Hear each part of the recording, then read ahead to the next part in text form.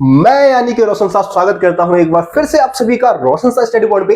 और आज की इस वीडियो में हम क्या करने वाले हैं जी, आज की इस वीडियो में हम सभी देखने वाले हैं 12th क्लास पॉलिटिकल साइंस का जो हमारा अभी मिड टर्म का एग्जाम होने वाला है, उसके लिए टॉप 35 क्वेश्चन लेके आया हूं। ठीक है, 11th क्लास के लिए हमने टॉप 25 क्वेश्चन की सीरीज शुरू की है ना। सभी सब्जेक्ट के लिए टॉप 25 लेके आ रहे हैं, लेकिन भाई हिस्ट्री पॉलिटिकल साइंस खास करके 12th क्लास की मैं बात करूं तो सिलेबस थोड़ा सा लेंथी है, इसलिए थोड़े एक्स्ट्रा क्वेश्चंस मेरे को यहाँ पे ऐड करना पड़ा और 35 तक आपका ये पहुंच जाएगा लगभग लगभग। ऐसे क्वेश्चन है बार बार रिपीट होते हैं, हर बार रिपीट होते हैं। आप क्वेश्चन पेपर उठा लेना फाइनल टर्म का या फिर मिड टर्म का, आप देख लेना भाई यहीं से क्वेश्चन पेपर बनता है। पूरा का पूरा क्वेश्चन पेपर यहीं से छपने वाला है, जो क्वेश्चन मैं आपको बताने वाला हूं। अगर विश्वास ना हो तो बस एक बार आप विश्वास कर लो, मिड टर्म के लिए विश्वास कर लो भाई। ठीक है, मिड टर्म का एग्जाम 27 तारीख को देके आओगे ना, उसके बाद इसी वीडियो के नीचे आप लोग मेरे को थैंक्स लिख के जाओगे कि रोशन भैया आपने जो क्वेश्चन बताया वो वास्तव में हमारे एग्जाम में आया। और उसके बाद चैनल को तुम सब्सक्राइब भी करोगे और आगे सारी वीडियो भी चैनल के देखने वाले हो। ठीक है जी, तो जो स्टूडेंट नए हैं उनके लिए बात थी, बाकी पुराने स्टूडेंट हमारे स्टार्टिंग से जुड़े हुए हैं, मेरे पे भरोसा करते हैं तो वो पूरी वीडियो को जरूर देखेंगे। और साथ ही साथ उनको पता है कि भाई इस चैनल पे आपको एनिमेशन के माध्यम से पॉलिटिकल साइंस के सारे चैप्टर आपको प्रोवाइड कराया गया है। साथ ही साथ डिजिटल बोर्ड की सीरीज भी शुरू की है, पूरा कंप्लीट सीरीज मिल जाएगा आपको, जाके किसी एक सीरीज को फॉलो करें और सारे चैप्टर की वीडियो को आप लोग जरूर देखें। ठीक है जी, ज्यादा अब टाइम को बर्बाद नहीं करूंगा, सीधा आ जाते हैं अपनी पीपीटी में और एक एक करके चीजों को समझना शुरू कर देते हैं। देखो, जब आप पहले चैप्टर की बात करते हैं, दो ध्रुवीयता का अंत है आपके चैप्टर का नाम, है ना जी। टोटल आपके 9 चैप्टर आ रहे हैं, है ना। अगर बुक 1 की मैं बात करूं तो बुक 1 में आपके टोटल कितने चैप्टर है जी? बुक 1 में आपको टोटल 7 चैप्टर आपको देखने को मिल जाएगा। आजा भाई, हाँ, बुक 1 में आपको टोटल 7 चैप्टर देखने को मिल जाएगा और बुक 2 में आपको 2 चैप्टर है ना। टोटल कितने चैप्टर्स आ रहे हैं हमारे? 9 चैप्टर आ रहे हैं। तो आप देखेंगे कि हर चैप्टर से 3 से 4 या फिर 5 क्वेश्चन ही लिया है मैंने, उससे ज्यादा क्वेश्चन नहीं लिए, है ना जी। तो इस चैप्टर से टोटल आपको फर्स्ट चैप्टर से आपको टोटल 4 क्वेश्चन देखने को मिलेगा, जैसे कि सोवियत संघ के विघटन के क्या कारण थे, क्या परिणाम थी, शॉक थेरेपी के क्या परिणाम थे और सोवियत संघ की सकारात्मक विशेषता क्या थी। 4 क्वेश्चन में से ना मैं भाई इस बात की गारंटी लेता हूं कि 2 क्वेश्चन तो दिखेगा ही दिखेगा भाई। कोई 2 क्वेश्चन, इस जो 4 क्वेश्चन मैंने ऐड किया ना उसमें तो 2 क्वेश्चन आपको जरूर दिख जाएगा। ठीक है जी, तो चलिए फिर शुरू करते हैं, अपने पहले क्वेश्चन को देखना स्टार्ट करते हैं। पहला क्वेश्चन क्या है हमारा? पहला क्वेश्चन है कि सोवियत संघ की प्रमुख सकारात्मक विशेषता बताइए, है ना। सोवियत संघ बोल दो, सोवियत प्रणाली बोल दो, है ना, यूएसएसआर बोल दो, ऐसे भी आ सकता है कि यूएसएसआर की प्रमुख सकारात्मक विशेषता बताइए। क्योंकि नकारात्मक विशेषता मैंने इसलिए नहीं लिखा है क्योंकि नकारात्मक विशेषता आप सोवियत संघ के विघटन के कारण में ही सारे पॉइंट्स पढ़ लेते हैं, तो वहां से आप पॉइंट्स ले सकते हैं। सकारात्मक विशेषता की अलग से पॉइंट बनते हैं, इसीलिए यहां से मैंने क्वेश्चन बना दिया है। तो सोवियत संघ की सकारात्मक विशेषता यानी कि इसकी खासियत क्या थी, अच्छी बातें क्या थी, उसके बारे में आपको इसमें बताना है। तो आपको पता है कि दूसरे विश्व युद्ध के बाद भाई दुनिया में महाशक्ति बन के उभरा था ये, है ना, सोवियत संघ। और अमेरिका को छोड़ दे तो सोवियत संघ की अर्थव्यवस्था शेष विश्व की तुलना में कहीं ज्यादा विकसित थी। दुनिया की दूसरी सबसे बड़ी अर्थव्यवस्था जो अगर किसी की थी तो दूसरे विश्व युद्ध के बाद वो सोवियत संघ की ही थी, है ना। सोवियत संघ की संचार प्रणाली बहुत अच्छी थी भाई। संचार प्रणाली आप समझते हैं ना, सूचनाओं का आदान प्रदान बहुत तेजी से होता था वहां पे। उसके पास विशाल मात्रा में ऊर्जा और खनिज संसाधन जैसे कि तेल, लोहा, इस्पात, मशीनरी, है ना, ये सारी चीजें मौजूद थी, जो दर्शाता है कि वास्तव में ये दुनिया की दूसरी सबसे बड़ी अर्थव्यवस्था थी। सोवियत संघ के दूर दराज के इलाकों पर जो नियंत्रण था वो बहुत अच्छा था, क्योंकि इनका परिवहन व्यवस्था बहुत अच्छा था भाई। ठीक है, परिवहन व्यवस्था अच्छा होने की वजह से क्या था कि दूर दराज के इलाकों पे आसानी से नियंत्रण रख सकते थे, आसानी से आवागमन हो जाता था, है ना जी। अगला पॉइंट देखो क्या लिखा है। अगला पॉइंट क्या है हमारा, इसको थोड़ा और ऊपर कर देते हैं। सोवियत संघ की जो घरेलू उपभोक्ता उद्योग थी, घरेलू उपभोक्ता उद्योग मतलब कि घर, जैसे देश के अंदर जिन चीजों की जरूरत होती है, खाने पीने की चीजों की जरूरत है या फिर कार की जरूरत है, रहने के लिए कपड़ों की जरूरत है, सारी चीजें वहां पे बनाई जाती थी। पिन से लेके कार तक हर चीजों का उत्पादन वहां पे देखने को मिल जाता है हमारे को। सोवियत संघ के लोगों के लिए वहां की सरकार ने न्यूनतम जीवन स्तर सुनिश्चित कर रखा था। मतलब कहने का यह है कि बुनियादी चीजें जो लोक कल्याणकारी जो चीजें, मतलब लोगों के कल्याण के लिए बढ़ावा देने वाली जो चीजें थी वो बहुत ही रियायती दरों पे वहां की गवर्नमेंट लोगों को प्रोवाइड करवाती थी। जैसे कि शिक्षा, है ना, बच्चों की देखभाल की बात कर लो, स्वास्थ्य सुविधा की बात कर लो, या फिर और भी जो भी जन कल्याण से संबंधित जो भी चीजें थी वो सब वहां की गवर्नमेंट उनको प्रोवाइड कराने लग रही थी। बेरोजगारी तो बिल्कुल नहीं थी भैया, सबको रोजगार मिला हुआ था, सबको काम मिला हुआ था, ठीक है जी। तो बेरोजगारी ना के बराबर थी। तो ये सारे सोवियत संघ की सकारात्मक विशेषताएं थी, सोवियत संघ की खासियत थी, ठीक है। बहुत सारे बच्चे बोलते हैं भैया आप बोर्ड से चिपक जाते हो, साइड नहीं हटते, तो भाई लो स्क्रीनशॉट ले लो, नोट्स बना रहे हो तो अपना भाई नोट्स भी बना लो। चलो आगे बढ़ जाते हैं। Most most most most most repeated question, मोहर लगा दो, मोहर। क्या मोहर लगाना है कि हर बार आता है? हर बार आता है, इस बार भी आएगा, मिड टर्म में तो जरूर ही दिखेगा ये क्वेश्चन, ठीक है जी, मिड टर्म में जरूर ही दिखेगा। क्या है क्वेश्चन हमारा? सोवियत संघ के विघटन के कारण बताइए। बहुत सारे कारण है, बहुत सारे कारण है, आसान आसान से पॉइंट भाई याद कर लेना, कोई 6 पॉइंट याद कर लेना इनफ है ना। 6 मार्क्स में आएगा तो 6 पॉइंट, 4 नंबर में आएगा तो 4 पॉइंट, 2 नंबर में भी आ सकता है तो 2 नंबर में आएगा तो 2 पॉइंट लिख देना। हेडिंग बनाओगे और हेडिंग को एक्सप्लेन भी करोगे। देखो यहाँ पे हमने कैसे आंसर लिखा भाई, क्या गजब तरीके से इस पीडीएफ में आपको आंसर देखने को मिलेगा। अब ऐसा आंसर लिख दोगे तो कौन सा एग्जामिनर तुम्हारा नंबर काटेगा भाई? कोई नहीं काटेगा। हेडिंग बनाओ, ठीक है जी, हेडिंग बनाओ और उस हेडिंग को अपने शब्दों में एक्सप्लेन करो। बस हेडिंग तुम्हारा थोड़ा सही होना चाहिए, लगना चाहिए कि हाँ भाई सोवियत संघ के विघटन से जुड़े हुए हेडिंग है ना। ये नहीं कि हनी सिंह के गाने का हेडिंग बना के आ गए और फिर उसमें हनी सिंह के गाने का कोई रैप वैप लिख दिया, हो गया काम। ये चीज नहीं करना है ना, टॉपिक से जुड़ा हुआ हेडिंग होना चाहिए और उसमें जो एक्सप्लेन कर रहे हो वो भी कहीं ना कहीं, अगर मान लो बाई चांस अगर एग्जामिनर पढ़ रहा है, जो आपका पेपर अभी तो भाई स्कूल वाले चेक करेंगे, तो आपके लाइन को अगर पढ़ रहे हैं तो उनको लगे कि हाँ बच्चे को नॉलेज है, तो पॉइंट से जुड़े हुए अपने शब्दों में एक्सप्लेन करो, लेकिन उस हेडिंग से जुड़ी चीजें ही बताओ, है ना। अक्रम बक्रम सकरम कुछ भी मत लिख देना, ठीक है जी। तो लोगों की आकांक्षाओं और इच्छाओं का पूरा ना होना। देखो पहला पॉइंट क्या बता रखा है कि सोवियत संघ 15 गणराज्यों को मिला के बना था, है ना। 15 गणराज्यों को मिला के बना था, 15 छोटे छोटे देश थी, उनको मिला के पूरा सोवियत संघ का गठन किया गया था। तो वहां की जो जनता है सरकार से बहुत सारी इच्छाएं मतलब थी कि भाई बहुत सारी इच्छाओं को पूरा वहां की गवर्नमेंट करेगी, लेकिन ऐसा कुछ नहीं कर पाई। गवर्नमेंट जो थी तो लोगों की आकांक्षाओं को पूरा करने में पूरी तरीके से फेल रही। उसके बहुत सारे रीजन है, अभी आपको आगे पॉइंट देखने को मिलेगा। नौकरशाही का शिकंजा था। नौकरशाही मतलब जो सरकारी कर्मचारी थे ना, पूरी तरीके से वहां की राजनीतिक व्यवस्था पे अपना अधिकार जता रखा था, उन्हीं की मनमानी चलती थी, उन्हीं का बोलबाला था। आम लोगों की समस्याओं को ये नौकरशाही बिल्कुल नजरअंदाज कर देते थे। कम्युनिस्ट पार्टी का दबदबा, जो सोवियत संघ में जो कम्युनिस्ट पार्टी है 70 सालों तक शासन किया, 70 सालों तक इसी पार्टी का दबदबा रहा, लेकिन लोगों के लिए कुछ भी नहीं किया भाई इस पार्टी ने, ठीक है। सिर्फ पार्टी के जो सदस्य थे, है ना, पार्टी में शामिल जो लोग थे उनको फायदा हुआ सोवियत संघ से, बाकी लोगों को कुछ भी फायदा नहीं हुआ। देखो पश्चिमी देशों के से पिछड़ जाना। अब देखो सोवियत संघ की गवर्नमेंट भाई लोगों को बना रही थी पागल बनाने लग रही थी। वो सोवियत संघ की सरकार वहां के जनता को कहने लग रही थी भाई हमारी अर्थव्यवस्था पश्चिमी मुल्क से बहुत आगे है, बहुत ज्यादा उन्नत है, उन्नत स्थिति में है। लेकिन सच्चाई कुछ और थी, पश्चिमी देशों से, पश्चिमी मुल्कों से बहुत पिछड़ चुकी थी भाई ये व्यवस्था। जब इस बात का पता वहां के लोगों को लगा, दिल चकनाचूर हो गया।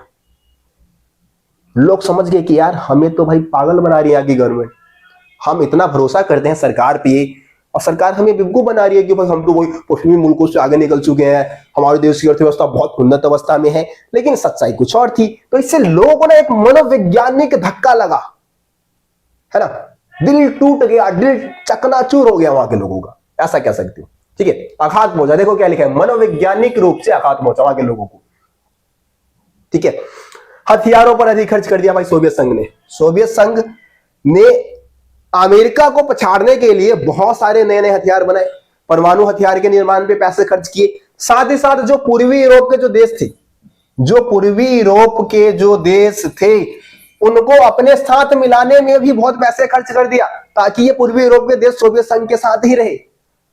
इस वजह से वहां के लोगों के लिए जो उपभोक्ता वस्तु की जो कमी थी वो देखने को मिलती है। आर्थिक दबाव जो था सरकार के ऊपर बहुत ज्यादा बढ़ गया था, खाने पीने की चीजों के ऊपर पैसे कम खर्च किए जा रहे थे, उपभोक्ता वस्तु लगातार कम होते जा रहे थे, ठीक है जी। रहेगा ये पॉइंट भी याद। 5 पॉइंट हो गया हमारे, है ना। अर्थव्यवस्था का गतिरोध होना वही पॉइंट है, बस इसको रहने दो। रूस की प्रमुखता, ये रूस का दबदबा बोल सकते हो, इस पॉइंट को रहने दो आप, ठीक है। ये वाला आप याद करके रखो, रूस की प्रमुखता या रूस का दबदबा लिखो, रूस का दबदबा। आप सभी को पता है 7वां पॉइंट क्या है, रूस का दबदबा। 15 गणराज्यों को मिला के बना सोवियत संघ, लेकिन हर मामले में कौन दबदबा दिखा रहे हैं, रूस। बाकी सारे देश क्या है भाई, उनकी तो कोई औकात नहीं है क्या, वो कहां जाएंगे, उनकी बातें तो नहीं सुन रहे हो तुम लोग, है ना। रूस हर मामले में अपनी दादागिरी दिखा रहा है, वो दिखा रहा है कि हाँ मैं ही यहाँ का, क्योंकि रूस जो था पावरफुल था। 15 गणराज्यों में से सबसे पावरफुल जो गणराज्य था, मतलब जो देश था सोवियत संघ के अंदर, और रूस था। तो इस वजह से रूस हर मामले में अपना दबदबा दिखाने लग रहा था। तो बाकी देशों को कहीं ना कहीं बेगानेपन का अनुभव होता कि भैया हम भी तो इस संघ के ही सदस्य है, सोवियत संघ के ही सदस्य है, हमारी बातें तो नहीं सुन रहे हो आप। तो ये एक बात हो गई है ना, कि रूस का दबदबा था। ठीक है, उसके बाद मिखाइल गोर्बाचेव की गलत नीति है भाई। मिखाइल गोर्बाचेव की अगर हम बात करें तो 1985 के आसपास, आपको पता है ये 1985 में कम्युनिस्ट पार्टी के महासचिव बने थे। ठीक है जी, 1985 में, है ना। तो जब ये कम्युनिस्ट पार्टी के महासचिव बने, इन्होंने क्या किया, सोवियत संघ में सुधार लाना चाहा कि भाई मैं क्या करूंगा, सोवियत संघ में सुधार लाऊंगा और इस व्यवस्था को टूटने से बचाऊंगा। तो इसीलिए उन्होंने क्या किया, दो नीतियां भी चलाई। एक तो खुलापन, जिसको ग्लासनोस्ट बोल देते हैं, और एक पेरेस्ट्रोइका था, जिसको पुनर्गठन बोल देते हैं। खुलापन यानी कि अर्थव्यवस्था को खोलना था, ठीक है, और पुनर्गठन यानी कि जो भी नुकसान अर्थव्यवस्था को अभी तक हुआ है उसको फिर से गठित किया जाएगा, यानी कि फिर से हम अर्थव्यवस्था को फिर से उठाएंगे, मजबूत बनाएंगे। लेकिन इनकी दोनों ही नीति असफल रही।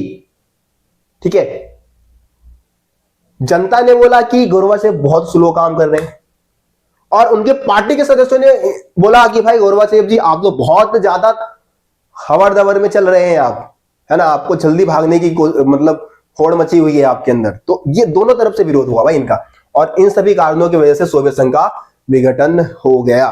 ठीक है, एक और कारण आप बता सकते हो कि भाई लोगों को ना वहां पे अभिव्यक्ति की आजादी नहीं थी, बोलने की आजादी भी नहीं थी लोगों को। तो लोग कई बार क्या करते थे, जो भी उनकी मतलब नजर जो भी उनकी समस्याएं होती थी उसको कार्टून के माध्यम से या फिर चुटकुलों के माध्यम से दिखाने की कोशिश करते थे। तो ये पॉइंट्स भी आप बता सकते हो। ठीक है, मेरे ख्याल से इतने पॉइंट्स काफी है, 6 7 8 पॉइंट आप याद कर ले तो बहुत है भाई। कोई अगर 8 पॉइंट, 6 नंबर क्या है, 6 पॉइंट भी लिख देते हो बिल्कुल स्पष्ट तरीके से, मतलब सारे पॉइंट को सही से एक्सप्लेन कर देते हो तो पूरे नंबर मिल जाएंगे, है ना। कुछ एक्स्ट्रा पॉइंट, 1 2 एक्स्ट्रा पॉइंट भी डाल देना, 8 बना देना भाई, 8 पॉइंट कर देना। ठीक है, लेकिन भाई फिक्स है, एक क्वेश्चन आता ही आता है, मॉर्निंग शिफ्ट में दिख जाएगा या फिर इवनिंग शिफ्ट में दिख जाएगा, किसी ना किसी शिफ्ट में जरूर एक क्वेश्चन दिखने को मिलेगा। चलो अब आगे बढ़ जाते हैं, हम अगले क्वेश्चन की तरफ चलते हैं। अगला क्वेश्चन क्या है जी, सोवियत संघ के विघटन के परिणाम बताइए। तो सोवियत संघ का विघटन हुआ, उसके बाद उसका रिजल्ट क्या निकला, क्या परिणाम रहा। तो आप सभी को पता है कि दूसरे विश्व युद्ध के बाद पूरी दुनिया में, दूसरा विश्व युद्ध कब खत्म हुआ, 1945 में खत्म हो गया, है ना। 1945 के बाद पूरी दुनिया में शीत युद्ध का दौर शुरू होता है। ठीक है जी, शीत युद्ध। शीत युद्ध का मतलब क्या था कि दो महाशक्तियां उभर के सामने आती है ना। एक तरफ है यूएसए और दूसरी तरफ है यूएसएसआर, है ना। दोनों महाशक्तियों के बीच में शीत युद्ध का दौर शुरू हो जाता है। दोनों महाशक्तियां आपस में हथियारों की होड़ मचाना शुरू कर देती है, ज्यादा से ज्यादा हथियार बनाते हैं एक दूसरे से आगे निकलने के लिए। ठीक है, इसके अलावा विचारधारात्मक मतभेद भी चल रहा होता है इनके बीच में, क्योंकि यूएसआर जो है वो समाजवादी विचारधारा को फॉलो कर रहा है, ये पूंजीवादी विचारधारा को फॉलो करने लग रहा है यूएसए। ठीक है, तो विचारधारात्मक मतभेद भी चलने लग रहा था इनके बीच में। लेकिन क्या होता है कि 1991 में, आपको पता है 1991 में सोवियत संघ का विघटन हो जाता है, एक महाशक्ति का खात्मा हो गया। तो एक महाशक्ति जब खत्म हो गया तो अब पूरी दुनिया में क्या बदलाव आएगा। सबसे पहले तो भाई जो शीत युद्ध चल रहा था इतने सालों से, शीत युद्ध की समाप्ति हो जाएगी, है ना। शीत युद्ध का कोई मुद्दा ही नहीं रहा। ठीक है, शीत युद्ध समाप्त हो गया क्योंकि अमेरिका सबसे आगे निकल चुका है, अमेरिका को टक्कर देने वाला कोई नहीं है ना। तो अब युद्ध की संभावना बहुत कम है। इसके अलावा हथियारों की होड़ खत्म हो गई, जो सोवियत संघ और अमेरिका के बीच में जो हथियारों की होड़ शीत युद्ध के दौरान चलने लग रही थी वो भी खत्म। विश्व राजनीति में शक्ति संबंध बदल गए। अब बहुत सारे जो नए नए देश है वो अमेरिका के साथ, पश्चिमी मुल्कों के साथ संबंध बनाने लग गए, है ना जी। तो शक्ति संबंध में भी बदलाव देखने को मिल जाता है। इसके अलावा एक ध्रुवीय विश्व का निर्माण हो गया। एक ध्रुवीय विश्व का मतलब क्या है, एक ध्रुवीय विश्व का मतलब ये होता है कि पूरे विश्व में सिर्फ एक महाशक्ति है। बहुध्रुवीय विश्व का मतलब होता है बहुत सारी महाशक्तियां है ना। और दो ध्रुवीय विश्व, जैसे कि आपके दूसरे चैप्टर का नाम है दो ध्रुवीयता का अंत, तो दो ध्रुवीयता का मतलब यह है कि पूरी दुनिया में दो महाशक्तियां होंगी, है ना, जो कि शीत युद्ध के दौरान थी। एक तरफ अमेरिका, दूसरी तरफ सोवियत संघ, ठीक है जी। तो ये एक ध्रुवीय विश्व बन गया भाई। अब पूरे दुनिया में अमेरिका का जो वर्चस्व है, अमेरिका एकमात्र महाशक्ति बच गया और इसका दबदबा कायम हो गया भाई पूरे विश्व में। तो इस तरीके से भी आप ये पॉइंट लिख सकते हो, ठीक है जी। अगला क्या है, अंतरराष्ट्रीय संस्थाएं देशों की ताकतवर सलाहकार बन गई। कुछ बहुत सारी अंतरराष्ट्रीय संस्थाएं, जैसे कि विश्व बैंक की बात कर लो, अंतरराष्ट्रीय मुद्रा कोष की बात कर लो, तो ये संस्थाएं जो है वो पूंजीवादी विचारधारा को बढ़ावा देने लग रही थी, है ना। इन अंतरराष्ट्रीय संस्थाओं का महत्व बढ़ गया क्योंकि सोवियत संघ के विघटन के बाद वहां के जो देश थे उनको पूंजीवादी व्यवस्था को अपनाना था और उनको पैसे चाहिए थे। पैसे किन्होंने उपलब्ध कराना स्टार्ट कर दिया, विश्व बैंक और अंतरराष्ट्रीय मुद्रा कोष ने पैसे उपलब्ध कराए। अगला क्या है, छठा पॉइंट देखो, एकमात्र पूंजीवादी तथा उदारवादी लोकतंत्र की विचारधारा का उभार हो गया, है ना। जो पूंजीवादी जो विचारधारा है या जो इसको हम उदारवादी लोकतांत्रिक विचारधारा भी बोल देते हैं, यह विचारधारा ही सर्वश्रेष्ठ बन गया, इसका उभार हुआ पूरी दुनिया में, ठीक है जी। सातवां पॉइंट भी क्या बता रखा है, सातवां पॉइंट बता रखा है कि 15 गणराज्यों का उदय हुआ। 15 छोटे छोटे नए देशों का उदय होता है सोवियत संघ के विघटन के बाद। इसमें से कुछ यूरोपीय संघ में शामिल हुए, कुछ नाटो में शामिल होना चाहते हैं। तो ये सारी चीजें आप इसमें बताएंगे, ठीक है। 7 पॉइंट बता दिया है, 7 पॉइंट काफी है मेरे हिसाब से, है ना। 6 नंबर का आएगा या 4 नंबर का आएगा, 2 नंबर का आएगा, कितने भी नंबर में आ जाए कर दोगे। देखो एक और पॉइंट बता दिया यहाँ पे कि रूस सोवियत संघ का उत्तराधिकारी बना। एक और परिणाम ये निकल गया कि जब सोवियत संघ का विघटन हो गया तो उसका उत्तराधिकारी किसको बनाया गया, रूस को, क्योंकि रूस जो है वो सबसे पावरफुल था। तो जितनी भी संधियां सोवियत संघ ने की थी वो सारी संधियां अब किसके ऊपर लागू हो गया, रूस के ऊपर, है ना। परमाणु हथियार भी किसको मिल गए भाई, रूस को मिल गए। तो ये सारे पॉइंट्स आपको यहाँ पे देखने को मिल जाएगा, ठीक है। साथ ही साथ भाई स्क्रीनशॉट भी लेते हुए चलो, फिर कमेंट में मत बोल देना भैया ये क्या कर रहे हो भैया, आप तो स्क्रीन से चिपक गए हो भैया, ठीक है जी। तो ये चीज नहीं होना चाहिए। लो यहां सोवियत संघ के विघटन के परिणाम वाला पॉइंट था ना, लो ले लो भाई, स्क्रीनशॉट ले लो, रोक के ले लेना, थोड़ा तेजी में पढ़ा देता हूं, इतना टाइम नहीं है अपने पास। चलो आगे आ जाते अगले क्वेश्चन की तरफ। अच्छा ये कितना इंपॉर्टेंट है भाई, ये तो और ज्यादा इंपॉर्टेंट है, आपको पता होगा शॉक थेरेपी के परिणाम, है ना। ये आपके स्कूल के टीचर्स वगैरह भी बता देते होंगे इतने क्वेश्चन तो भाई, ठीक है। देखो क्या है क्वेश्चन, क्या शॉक थेरेपी क्या है, इसके परिणाम बताइए। ऐसे क्वेश्चन आएगा, ज्यादा घुमाते भी नहीं है भाई, ऐसे ऐसे क्वेश्चन आ जाते हैं। देखो क्या है कि शॉक थेरेपी का मतलब आप सभी को पता है कि जब सोवियत संघ का विघटन हो गया तो सोवियत संघ के विघटन के बाद जो सोवियत संघ के जो देश थे उनको समाजवादी विचारधारा से पूंजीवादी विचारधारा को अपनाना था, है ना। और इसमें मदद किसने किया, तो अंतरराष्ट्रीय मुद्रा कोष और विश्व बैंक ने, वर्ल्ड बैंक ने और अंतरराष्ट्रीय मुद्रा कोष ने क्या किया, समाजवादी व्यवस्था से जब पूंजीवादी व्यवस्था अपना रहे थे सारे देश, तो इन संस्थाओं ने बहुत हेल्प की, पैसे वैसे उधार दे की हेल्प की, है ना। और जो ये मॉडल जो अंतरराष्ट्रीय मुद्रा कोष और विश्व बैंक के द्वारा ये जो शॉक थेरेपी का मॉडल लाया गया था, मतलब ये जो मॉडल लाया गया है हेल्प करने की, समाजवादी से पूंजीवादी विचारधारा को अपनाने की, तो इसी मॉडल को शॉक थेरेपी का मॉडल कहा गया, शॉक थेरेपी कहा गया, ठीक है। शॉक थेरेपी का शाब्दिक अर्थ क्या होता है, आघात पहुंचाकर उपचार करना। सिंपल शब्दों में बोले तो शॉक थेरेपी का मतलब ये है आघात पहुंचाकर उपचार करना।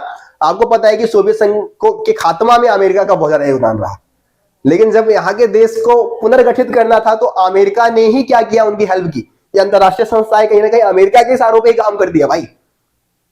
तो इसीलिए बोलते हैं कि पहले तो सोवियत संघ का विघटन करवा दिया और फिर वहां के देशों के पुनर्गठन में योगदान भी दिया अमेरिका ने, है ना। तो इसीलिए इसको आघात पहुंचाकर उपचार करना, मार कर पहले एक घूसन दो, किसी मतलब एक घूसा मारो और उसके बाद उसको हॉस्पिटल ले जाओ, तो यही आघात पहुंचाकर उपचार करना, ठीक है। चलो आगे बढ़ते हैं, आगे बढ़ते हैं। अगला क्या है, शॉक थेरेपी के परिणाम इसी में दे रखा है। रिजल्ट क्या निकला शॉक थेरेपी का, तो सबसे पहले भाई तो रूस का जो पूरा औद्योगिक ढांचा था ना वो चरमरा गया, ठीक है। औद्योगिक ढांचा पूरा चरमरा गया, वहां की जो जनता है उसको बर्बादी का मार झेलना पड़ा, है ना। बहुत सारे उद्योगों को औने पौने दामों पर बेचा गया। इसको इतिहास का सबसे बड़ा गैराज सेल का नाम भी दिया जाता है, ठीक है जी। 90% लगभग 90% कंपनियों को नीचे मतलब बहुत कम दामों पे बेच दिया गया। इसको इतिहास का सबसे बड़ा गैराज सेल का नाम दिया जाता है, ठीक है। तो गैराज सेल वाली घटना भी आप लिखोगे, ये भी शॉक थेरेपी का परिणाम ही था, ठीक है जी। कालाबाजारी, कालाबाजारी वहां पे शुरू हो जाती है। इस महाबिक्री के लिए सभी नागरिकों को अधिकार पत्र दिए गए थे, लेकिन इन अधिकार पत्रों को अधिकांश लोगों ने क्या किया, कालाबाजारी में बेच दिया। तो कालाबाजारी की घटना भी देखने को मिल जाता है। मुद्रास्फीति में वृद्धि होती है। मुद्रास्फीति का मतलब क्या होता है, मुद्रा के मूल्य में गिरावट। ठीक है, मुद्रा के मूल्य में गिरावट। जैसे कि पहले 1 रुपए में आप जितनी चीजें खरीदते थे ना, उसी के लिए मान लो आपको 2 रुपए देना पड़ रहा है या 3 रुपए देना पड़ रहा है, इसको मुद्रास्फीति बोलते हैं। कीमतों में लगातार वृद्धि होना ही मुद्रास्फीति है। तो रूसी मुद्रा रूबल जो है, रूबल, रूसी मुद्रा का नाम क्या है, रूबल, इसमें नाटकीय ढंग से गिरावट देखने को मिलता है ना, और जनता को बर्बादी का मार झेलना पड़ता है। भाई तो बस वही बात बताने लग रहे हैं। खाद्यान्न संकट देखने को मिल जाता है भाई, क्योंकि अब सामूहिक खेती खत्म कर दी गई। सामूहिक खेती प्रणाली से क्या था कि सरकारी खेती, मतलब सरकार खेती करने में बहुत हेल्प करते थे लोगों की, सारे ग्रुप बना के खेती होती थी, फिर सरकार उसका वितरण भी कर देती थी, सस्ते दामों पे खाने पीने की चीजें उपलब्ध करा दिया। लेकिन अब सामूहिक खेती खत्म हो चुकी है, और इस वजह से जो रूस है उसको खाद्यान्न का आयात करना पड़ता है। खाने पीने की जो चीजें है उसको दूसरे देश से मंगाना पड़ता है। पुरानी सामाजिक कल्याण, जो समाज कल्याणकारी नीतियां थी वो भी समाप्त हो गई। अब आपको पता है कि सोवियत संघ में क्या था कि सभी लोगों को उनके लिए जो भी जरूरत की जो चीजें होती थी, जो न्यूनतम आवश्यकता की जो चीजें थी, वो सस्ते दाम पे मतलब सरकार उपलब्ध करा देती थी, है ना। लेकिन अब तो ऐसा कुछ हो नहीं रहा भाई, अब तो ऐसा कुछ मिलने वाला नहीं है उनको। तो इस वजह से भी जो कल्याणकारी जो नीतियां थी वो अब समाप्त हो चुकी थी। माफिया वर्ग का उदय, भाई एक बहुत इंपॉर्टेंट पॉइंट है, माफिया वर्ग का उदय। माफिया वर्ग यानी कि भाई लोग जो थे, भाई लोग यानी कि डॉन भाई लोग, है ना। माफिया समझते हैं ना, जो बंदूक के नोक पे, लाठी के दम पे किसी से कुछ भी मनवा ले, छीन ले, तो माफिया वर्ग हो गया। तो ये क्या होता है कि माफिया वर्ग, शॉक थेरेपी के कारण सोवियत संघ में या रसिया में आप कह सकते हो कि माफिया वर्ग का उदय होता है। और इन्होंने क्या किया, अधिकांश आर्थिक गतिविधियों पे अपना नियंत्रण बना लिया, अपना नियंत्रण स्थापित कर लिया, ज्यादातर व्यापार पे, समझ लो। अमीरी और गरीबी के बीच का जो फासला था वो बहुत बड़ा। ठीक है, जो निर्धन थे और निर्धन हुए, जो अमीर थे वो और अमीर हो गए। तो ये भी असमानता देखने को मिल जाता है शॉक थेरेपी की वजह से। तो उम्मीद करता हूं 4 क्वेश्चन अभी बताए, 4 में से 2 क्वेश्चन मैं बोल रहा हूं आपको एग्जाम में देखने को जरूर मिलेगा भाई, तो इनको अच्छे से करके जाना। ठीक है, बाद में मत बोलना कि रोशन भैया आपने बोला था लेकिन हम करके नहीं गए, ये मत बोल देना मेरे को। ठीक है, देखो ज्यादातर हम क्या कर रहे हैं, लॉन्ग क्वेश्चन पे फोकस कर रहे हैं। इसमें शॉर्ट क्वेश्चन आपको कम दिख रहा है। शॉर्ट क्वेश्चन 2 मार्क्स वाले जो होते हैं बहुत कम आते हैं आपके एग्जाम में, ज्यादातर 4 मार्क्स वाले आते हैं और 6 मार्क्स वाले आते हैं। सीबीएसई बोर्ड की मैं बात कर रहा हूं। बाकी अगर स्टेट बोर्ड वाले देख रहे हैं तो भाई स्टेट बोर्ड के स्टूडेंट, चाहे आप राजस्थान के हैं, हरियाणा बोर्ड के हैं, एमपी बोर्ड के हैं, यूपी बोर्ड, बिहार बोर्ड के स्टूडेंट भी हमारे चैनल पे जुड़े हुए हैं, तो उनके लिए अलग अलग मतलब पेपर के पैटर्न के अकॉर्डिंग होता है। लेकिन वही है कि 4 नंबर 5 नंबर में भी आपके यहाँ पे ये सारे क्वेश्चंस आएंगे। क्वेश्चंस यही होते हैं भाई, ऐसे ही क्वेश्चन पूछे जाते हैं। क्वेश्चन को पूछने का पैटर्न लगभग सिमिलर ही होता है, कुछ भी चेंज नहीं होता। ठीक है, तो स्टेट बोर्ड वाले देख रहे हैं तो भाई उनके लिए भी नहले पे दहला रहेगा ये वीडियो, है ना। देखो आगे बात करते हैं। अगर भाई आप लोगों को मेरे द्वारा दिया गया एफर्ट आपको पसंद आ रहा है, आपको लग रहा है कि हाँ रोशन भैया हमें बहुत हेल्प कर रहे हैं हमारी स्टडी में, तो भाई आप लोग भी थोड़ा सपोर्ट कर सकते हैं इस चैनल को। वीडियो को लाइक कर दे, वीडियो को शेयर कर दे, अपने कम से कम 3-4 दोस्तों को शेयर भी कर दे, है ना, जितने भी स्टूडेंट हमारे वीडियो को देख रहे हैं, और हमारी पूरी टीम को सपोर्ट करें। मेरे साथ साथ आपको पता है कि 6 टीचर्स और है जो कि आपको अलग अलग सब्जेक्ट्स पढ़ा रहे हैं, तो उनकी वीडियो को भी देखिए, उनकी वीडियो को भी सपोर्ट करें। लगातार काम कर रहे हैं हम लोग, ऐसा नहीं है कि एक दिन बैठ के आराम कर लिया भाई, लगातार वीडियोस आती है, लगातार वीडियोस बना रहे हैं आप लोगों के लिए। अभी तो नॉन स्टॉप 1 महीने सारे टीचर्स आपके साथ रहेंगे, है ना, हमेशा हर प्रॉब्लम में आपके साथ है। जो भी डाउट है आप कमेंट में बता सकते हैं। ज्यादातर कमेंट का रिप्लाई आप देखें हमारे चैनल पे, ज्यादातर कमेंट का रिप्लाई आपको दिया जाता है। ठीक है, चलो अगले क्वेश्चन की बात करते हैं। अगला क्वेश्चन क्या है हमारा, तो बच्चों अगला क्वेश्चन दे रखा है कि आसियान के 3 स्तंभ का वर्णन कीजिए। आसियान के 3 स्तंभ आपको बताने हैं। 1 मिनट थोड़ा सा इसको और जूम कर देते ताकि बच्चों को अच्छे से दिख सके, है ना। आसियान के 3 स्तंभ का वर्णन करना है, तीनों स्तंभों के बारे में आपको बता रहे हैं। देखो कोई एक स्तंभ, 3 स्तंभ है, 3 स्तंभ में से कोई एक स्तंभ भी आ सकता है, आपके 2 नंबर में आ जाए या 4 नंबर में आ जाए, और तीनों के बारे में पूछा जाएगा तो पूरे 6 नंबर में आएगा। तो ये बहुत अच्छे से भाई इसको आप करके जाए। देखिए क्वेश्चन 3 स्तंभों के बारे में पूछा है, तो देखो होता क्या है कि आसियान ने क्या किया, संपूर्ण विकास को ध्यान में रखते हुए 2003 में अपने 3 स्तंभ बना दिए। 2003 में ही बनाए और 3 स्तंभ बना दिए। स्तंभ मतलब क्या होता है? पिलर, जो कि आसियान के सदस्य देशों के विकास में ज्यादा योगदान देने वाले थे, इसलिए ये 3 स्तंभ बनाए गए, है ना। ये 3 स्तंभ कुछ इस प्रकार से, जिसमें पहला स्तंभ आपका है आसियान सुरक्षा समुदाय। सुरक्षा समुदाय से समझ में आता है कि सुरक्षा से रिलेटेड होगा, लेकिन इस समुदाय का मेन पर्पस ये है कि अगर किसी क्षेत्र के बीच में संघर्ष या तनाव होता है ना, तो उसका शांतिपूर्ण तरीके से समाधान हो, है ना। युद्ध तक उस मामले को ना लेके जाया जाए, बिना युद्ध के उन मामलों का समाधान हो जाए। ठीक है जी। लिखा क्या है? आसियान सुरक्षा समुदाय क्षेत्रीय विवादों को सैनिक टकराव तक ना ले जाने की सहमति पर आधारित है।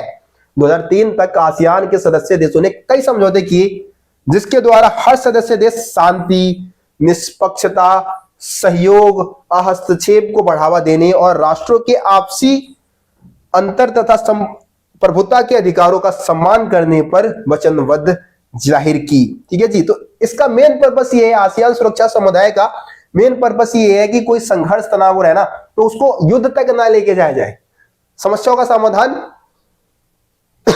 शांतिपूर्वक तरीके से हो। ठीक है जी। आगे देखो, आसियान के देशों को सुरक्षा और विदेश नीति मामले में तालमेल बनाने के लिए 1994 में आसियान क्षेत्रीय मंच की स्थापना की गई। आसियान क्षेत्रीय मंच जो है आसियान देशों की सुरक्षा और विदेशी मामलों में कहीं ना कहीं तालमेल बनाने के लिए, विदेशी सहयोगों को बढ़ावा देने के लिए भी ये जो आसियान क्षेत्रीय मंच है, ARF जिसको हम बोलते हैं, है ना, इसकी स्थापना की गई। चलिए आसियान आर्थिक समुदाय की बात कर लेते हैं। तो आसियान आर्थिक समुदाय शब्द से क्या समझ में आता है कि इसका संबंध कहीं ना कहीं किससे है? इसका संबंध कहीं ना कहीं है आर्थिक चीजों से होगा, व्यापार से होगा। ठीक है। देखो क्या लिखा है कि बुनियादी रूप से आसियान एक आर्थिक संगठन था, और यह ऐसा ही बना रहा, आर्थिक संगठन था। आर्थिक संबंधों को बढ़ावा देने के लिए जो आसियान के जो 10 देश है, आपको पता है 10 देश है इसमें टोटल, है ना। 5 संस्थापक देश है और 5 नए देश है जो कि बाद में शामिल हुए थे, है ना। 1967 में इस संगठन की स्थापना की गई थी। बैंकॉक घोषणा पत्र के माध्यम से इस संगठन की स्थापना की गई थी। तो आर्थिक संगठन था, आर्थिक संगठन का ही रूप रहा, है ना। आसियान क्षेत्रों की कुल अर्थव्यवस्था जो है अमेरिका, यूरोपीय संघ, जापान की तुलना में काफी छोटी है, लेकिन इसका विकास जो है बहुत तेज गति से होने लग रहा है। इसके चलते इस क्षेत्र में और इसके बाहर इसके प्रभाव में तेजी से वृद्धि हो रहा है, मतलब अपना प्रभाव दुनिया के देशों में दिखाता जा रहा है ये आसियान संगठन। आसियान आर्थिक सुरक्षा समुदाय का उद्देश्य आसियान देशों का साझा बाजार उपलब्ध कराना और उत्पादन आधार तैयार कराना है। ये मेन पॉइंट है भाई, देखने लायक, ये समझने लायक पॉइंट है कि आसियान जो आर्थिक समुदाय है, इसका मेन पर्पस ही क्या है कि आसियान के जो सदस्य देश है उनके लिए साझा बाजार उपलब्ध कराया जाए, जहां पे आसियान के जो देश है वो अपने माल को बेच सके, है ना। उत्पादन के लिए जो भी रिसोर्सेज चाहिए देशों को तो उपलब्ध कराया जाना चाहिए या करवाना, ये मेन पर्पस है। यह संगठन इस क्षेत्र के देशों के आर्थिक विवादों को निपटाने के लिए मौजूदा व्यवस्था में सुधार करना चाहेगा कि आर्थिक विवादों को सुलझाने के लिए जो भी व्यवस्था बनाई गई है उसको और ज्यादा इंप्रूव किया जाए, उसमें सुधार लाया जाए। ठीक है जी। चलिए आगे बढ़ते हैं। देखो अगला पॉइंट क्या लिखा है, आसियान ने निवेश, श्रम और सेवा के मामले में मुक्त व्यापार क्षेत्र FTA बनाया है। ठीक है जी। फ्री ट्रेड एरिया जिसको हम बोलेंगे, फ्री ट्रेड एरिया बनाने पर भी ध्यान दिया है, और इस प्रस्ताव पर आसियान के साथ बातचीत करने की पहल अमेरिका और चीन ने भी कर दिया है। तो फ्री ट्रेड एरिया बनाने की कोशिश की जा रही है, जो कि मुक्त व्यापार को कहीं ना कहीं बढ़ावा देगा। अगला क्या है, आसियान सामाजिक और सांस्कृतिक समुदाय के बारे में हम बात कर लेते हैं, जो कि तीसरा स्तंभ है ना। आसियान का तीसरा स्तंभ है जिसका मेन पर्पस है सामाजिक सांस्कृतिक विकास को बढ़ावा देना। बस इसमें इतना ही आपको बताना था। चलिए अगले क्वेश्चन की तरफ चले भाई। अगला क्वेश्चन क्या है हमारा, अगला क्वेश्चन है भारत चीन संबंध का वर्णन कीजिए। देखो स्टार्टिंग में आजादी के बाद अगर मैं भारत चीन संबंध की बात करूं, भाई इंपॉर्टेंट क्वेश्चन है, आता है पेपर में, ठीक है, ध्यान से समझो। तो भारत चीन संबंध की अगर मैं बात करूं तो आजादी की बात करें हम, है ना, स्वतंत्रता के समय हिंदी चीनी, उस समय आजादी 1947 की हम बात करें तो जब भारत आजाद हुआ, आजादी के बाद कुछ समय के लिए हिंदी चीनी भाई भाई का नारा लगा। जवाहरलाल नेहरू और जो हम वहाँ के लीडर्स थे उनके बीच में बहुत अच्छे रिलेशन थे, लेकिन धीरे धीरे फिर रिलेशन जो है वो खराब होना शुरू हो जाता है। बहुत सारे कारण हैं, जैसे कि 1962 में चाइना ने भारत के साथ युद्ध किया, है ना, भारत उसमें हार गया, कुछ एरिया पे उसने कब्जा भी कर लिया। जम्मू कश्मीर अरुणाचल प्रदेश की सीमा विवाद है जो कि समस्या का मुख्य कारण है। तिब्बत पर चीन का कब्जा, तिब्बत पर चीन ने कब्जा कर लिया, इससे हम लोग नाराज है चाइना के साथ, है ना, चाइना से। भारत द्वारा दलाई लामा जो तिब्बत के धर्म गुरु कह सकते हैं आप, है ना, तो दलाई लामा है उनको भारत ने शरण दे दिया, तो इस वजह से भी जो चाइना है वो भारत से गिलसता है। तो ये ऐसे रीजन है जिससे समस्याएं उत्पन्न हुई है। भारत और चाइना के बीच में जो संबंध है उसमें गड़बड़ी देखने को मिलता है, समस्या देखने को मिलता है। देखो, प्रयास और सुधार भी किए गए हैं। प्रयास और सुधार क्या किए गए कि पंचशील समझौता किया गया है, यानी कि इसमें 5 सिद्धांतों पर जोर दिया गया है जिससे कि व्यापार को बढ़ावा दिया जा सके, है ना, विज्ञान साइंस के क्षेत्र में हम एक दूसरे को सहयोग कर सके। मतलब बहुत सारे 5 सिद्धांत है टोटल इसके। तो इस पंचशील समझौता किया गया जो जिससे कि संबंध को सुधारा जा सके। 1981 में सीमा विवाद को सुलझाने के लिए समझौते हुए हैं। सीमा विवाद को सुलझाने के लिए भी बहुत सारे समझौते किए गए। 1988 में राजीव गांधी ने चीन का दौरा किया और संबंधों को सुधारने का जो पहल है उसको आगे बढ़ाया। आर्थिक सहयोग बढ़ाया और व्यापार में भी वृद्धि हुई है। अभी कुछ समय की अगर हम बात करें तो हम लोग चाइना के ऊपर बहुत ज्यादा निर्भर है और व्यापार में बहुत ज्यादा वृद्धि देखने को मिला है। आर्थिक सहयोग कर रहे हैं एक दूसरे को दोनों ही देश, ठीक है। तो ये सारे कुछ पॉइंट है, शॉर्ट में पूरा पॉइंट था, आप एक्सप्लेन कर देना कुछ पॉइंट को, नंबर आपको मिल जाएगा, ठीक है जी। चलिए आगे बढ़ते हैं।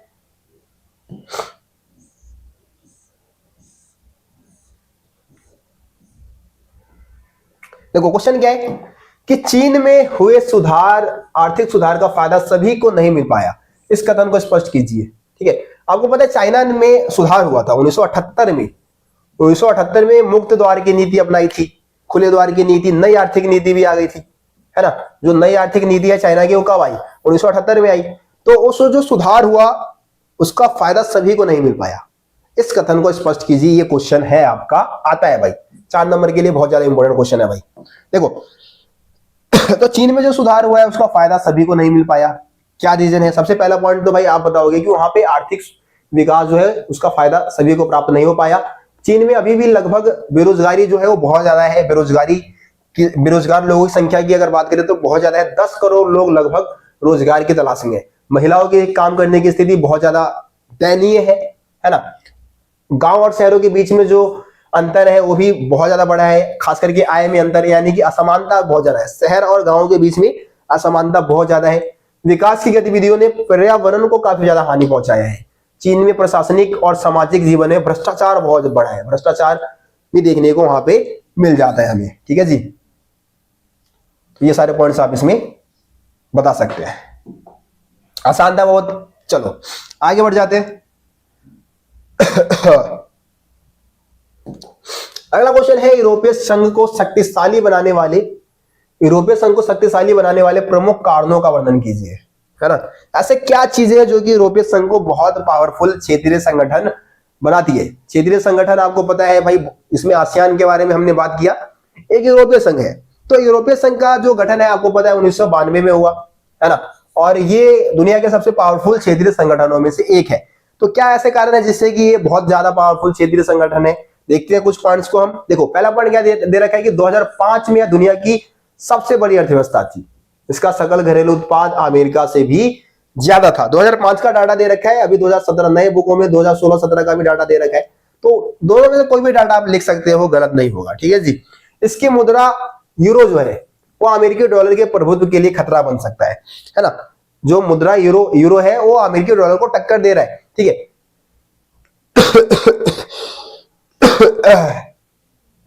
विश्व व्यापार में इसकी हिस्सेदारी अमेरिका से 3 गुना ज्यादा है, 3 गुना ज्यादा है पूरे विश्व में व्यापार में, है ना, हिस्सेदारी। इसकी आर्थिक शक्ति का प्रभाव यूरोप, एशिया और अफ्रीका जैसे देशों में भी देखने को हमें मिल जाता है। यह विश्व व्यापार संगठन के अंदर एक महत्वपूर्ण समूह के रूप में कार्य कर रहा है और इसका एक सदस्य देश फ्रांस जो है वो सुरक्षा परिषद का स्थायी सदस्य है। पहले ब्रिटेन था, है ना। ब्रिटेन जो है वो अब यूरोपीय संघ का सदस्य नहीं है, जनमत संग्रह के माध्यम से यूरोपीय संघ से अलग हो गया है, ठीक है जी। तो डेट क्या है? डेट भाई कमेंट में बता देना आप लोग, ब्रिटेन कब अलग हुआ यूरोपीय संघ से। क्वेश्चन एमसीक्यू के लिए इंपॉर्टेंट बनता है, तो आप लोग कमेंट में बताना। इसके चलते यूरोपीय संघ जो है अमेरिका समेत सभी राष्ट्रों की नीतियों को प्रभावित कर सकता है, क्योंकि सुरक्षा परिषद में भी स्थायी सदस्य बैठा हुआ है भाई। यूरोपीय संघ का एक देश फ्रांस सुरक्षा परिषद में बैठा हुआ है ना। यूरोपीय संघ का सदस्य देश फ्रांस परमाणु शक्ति संपन्न भी है, तो फ्रांस के पास परमाणु हथियार भी है, जो कि इस संगठन को और पावरफुल बना देता है। तो कुछ ये पॉइंट्स थे जो कि इस बात को इंडिकेट करता है कि हाँ भाई, वास्तव में यूरोपीय संघ जो है वो एक शक्तिशाली क्षेत्रीय संगठन है। आया समझ में? ठीक हो तुम सब? चलो आगे बढ़े भाई, अगले क्वेश्चन की तरफ चलते हैं। भाई साहब, जितने क्वेश्चन बता रहा हूं ना भाई, बहुत प्यारे प्यारे क्वेश्चन आ रहे हैं। कुछ बच्चे तो कह रहे होंगे अरे या हम तो सब कर चुके हैं, हमें इन सब क्वेश्चन को करने की जरूरत क्या है। वैसे ये वीडियो बनाने का मेन पर्पस है कि भाई देखो, आर्ट्स स्ट्रीम के बहुत सारे स्टूडेंट जो है ना, एग्जाम से एक रात पहले पढ़ने आते हैं यूट्यूब पे, और यही चीजें देखने आते हैं कि इंपॉर्टेंट चीजें मिल जाए, बस वही पढ़ लो और बस तहलका मचा दो। तो खास करके ये वीडियो उन्हीं स्टूडेंट के लिए जो एग्जाम से एक रात पहले पढ़ने आए हैं, पूरे साल कभी नहीं पढ़े अभी तक, एग्जाम से एक दिन पहले मुंह उठा के आ गए पढ़ने। पर कोई नहीं यार, मेरे तुम भी बुरा मत मानो भाई, मेरे स्टूडेंट हो तुम लोग भी।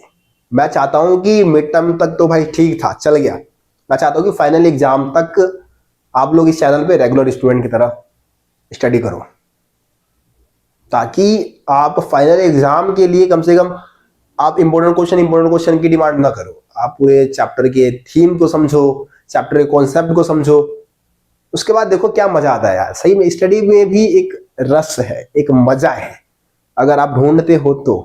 मैं खुद की बात करूं, मेरे को भी इतना मजा नहीं आता था स्टडी करने में भाई, लेकिन एक पर्पस मिला मेरे को, उसके बाद मैंने स्टडी करना स्टार्ट कर दिया। एक पर्पस मिला मेरे को, मैंने आप लोगों को पढ़ाना शुरू कर दिया। तो ढूंढो, कहीं ना कहीं हर चीज में कुछ ना कुछ छुपा होता है। ढूंढो कि भाई उसको करने से क्या फायदा मेरे को हो सकता है, मेरे लाइफ में क्या परिवर्तन हो सकता है। ठीक है जी, चलो आगे बढ़ते हैं अगले क्वेश्चन की तरफ। अगला क्वेश्चन क्या है? पाकिस्तान में लोकतंत्र के स्थायी न होने के पीछे का कारण बताइए। पाकिस्तान में आपको पता है कि भाई आज तक कभी भी कोई भी प्राइम मिनिस्टर जो पीएम है वहां की, वो 4 साल से ज्यादा नहीं टिक पाए। 5 साल तक का जो कार्यकाल है ना, उसको पूरा ही नहीं कर पाए, कोई भी प्रधानमंत्री नहीं कर पाए अभी तक। तो ऐसा क्यों हो रहा है कि पाकिस्तान में लोकतंत्र स्थायी रूप से नहीं है? कभी सेना का शासन आ जाता है, फिर कभी लोकतंत्र, फिर कभी सेना का शासन। बहुत सारे कारण दे रखे हैं। पहला कारण तो है कि भाई पाकिस्तान में लोकतंत्र के स्थायी न बने रहने के पीछे बहुत सारे कारण है।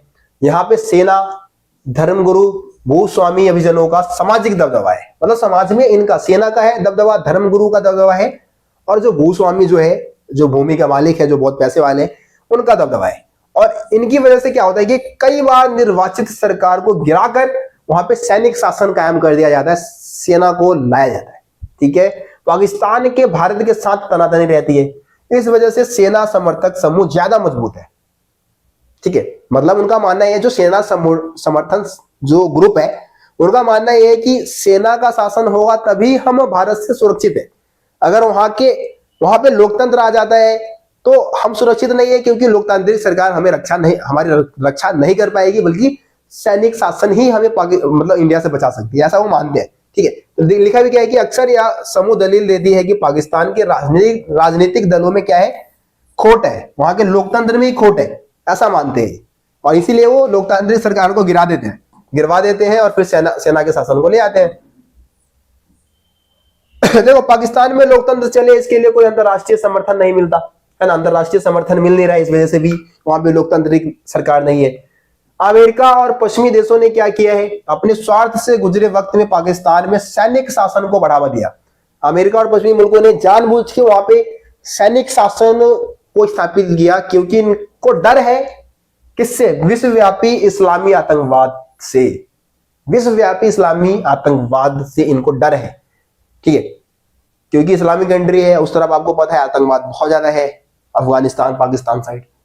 इन देशों का मानना है कि अगर यहाँ पे पाकिस्तान में अगर लोकतंत्र आता है तो जो परमाणु हथियार है पाकिस्तान के पास, पाकिस्तान के परमाणु हथियार सुरक्षित नहीं रह पाएंगे।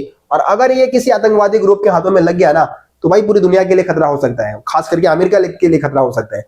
तो इसलिए वो सेना के शासन को ज्यादा बढ़िया मानते हैं और वो मतलब सेना के शासन को सपोर्ट कर देते हैं। तो इस वजह से भी वहां पे सरकार गिर जाती है। ठीक है, तो ये पॉइंट सारे आपको बताने थे। चलो अगला क्वेश्चन की तरफ आते हैं। अगला क्वेश्चन क्या है, श्रीलंका के जातीय संघर्ष का वर्णन कीजिए। यहाँ पे आपको श्रीलंका के जातीय संघर्ष के बारे में आपको बताना है, ठीक है। तो आपको पता है श्रीलंका में एक अलग ही समस्या है जो कि है जातीय संघर्ष। श्रीलंका की अगर मैं जातियों की बात करूं तो वहां की दो प्रमुख जाति, जिसमें पहले नंबर पे आपको सीली है ना, और दूसरे आपके तमिल, ठीक है। जो सीली है, सीली क्या है, मूलवासी है यहाँ की, है ना, मूल निवासी है। और ये तमिल कहाँ के हैं भाई, भारत से गए, ज्यादातर तमिल कहां से गए, भारत से गए, ठीक है। तो जो सीली है, ये इनका मानना है कि श्रीलंका हमारा है, सरकारी नौकरियों में इनका दबदबा है, सरकार में इनका दबदबा है, हर चीज में इनका दबदबा है। सीली लोगों का कहना है कि भाई हमें भी सरकारी नौकरी में हिस्सेदारी मिलनी चाहिए। वैसे तो ये इंडिया से गए थे ज्यादातर, जब भारत गुलाम था ब्रिटेन का, श्रीलंका भी गुलाम था ब्रिटेन का, तब ये पहुंचे थे तमिलनाडु से। बहुत सारे जो तमिल थे वो श्रीलंका चले गए थे बगानों में काम करने के लिए। तो इन्होंने बोला कि भाई हमें भी वहां के, क्योंकि परमानेंट बस गए तो भाई उनको भी सरकारी नौकरी में हिस्सेदारी चाहिए, है ना, उनको भी अधिकार चाहिए जो कि सीली लोगों को मिला हुआ है। लेकिन सीलियों ने बोल दिया कि नहीं भाई, हम तुम्हें कोई भी रियायत नहीं देने वाले, क्योंकि श्रीलंका सीली लोगों का है, तुम लोग यहां से निकल जाओ। तो इसलिए हो गया संघर्ष, है ना, संघर्ष हो गया। तो तमिल लोगों ने क्या किया, बोला कि भाई हम अलग देश बनाएंगे।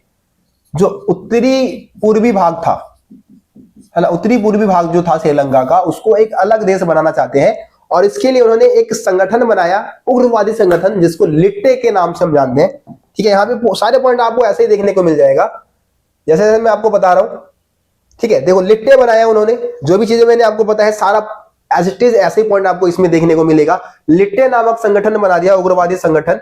इसकी स्थापना कब की गई थी, 1983 में, ठीक है। 1983 में लिट्टे नामक संगठन बना दिया और मांग किया कि भाई श्रीलंका का जो उत्तरी पूर्वी भाग है उसको एक अलग देश बनाया जाए, है ना, ठीक है। वर्तमान में देखो लिट्टे जो है, लिट्टे समर्थक जो समूह है उसका सफाया हो चुका है और श्रीलंका में तमिल समान अधिकारों की मांग कर रहे हैं, है ना। अभी भी मतलब उनकी मांगों को माना नहीं गया, लेकिन जो लिट्टे नामक जो संगठन था उसका सफाया किया जा चुका है। भारत ने शांति सेना भी भेजी थी, लेकिन उसे शांति सेना को भी, हमारी शांति सेना को भी बिना लक्ष्य को प्राप्त किए वापस आना पड़ जाता है, ठीक है। तो कुछ इस तरीके से आप यहाँ पे पॉइंट बता सकते हैं। एक बार स्क्रीनशॉट ले सकते हो भाई, जो भी चीजें मैंने आपको बताया उसी तरीके से स्टोरी बना के आपको लिखना है भाई, कुछ भी अलग नहीं है। जो मैंने आपको बताया है एक एक पॉइंट आप रीड कर लेना, वही सारी चीजें आपको इसमें देखने को मिलेगा। हो गया, चलो आगे बढ़ते हैं। भारत और पाकिस्तान के बीच विवाद के प्रमुख मुद्दे क्या है? भारत और पाकिस्तान के बीच में विवाद के मुख्य मुद्दे क्या है, यानी कि ऐसे कौन से मुद्दे हैं जिसके बीच में, जिसको लेके भारत और पाकिस्तान के बीच में संघर्ष रहता है? बहुत सारे पॉइंट है ना। जैसे सबसे पहले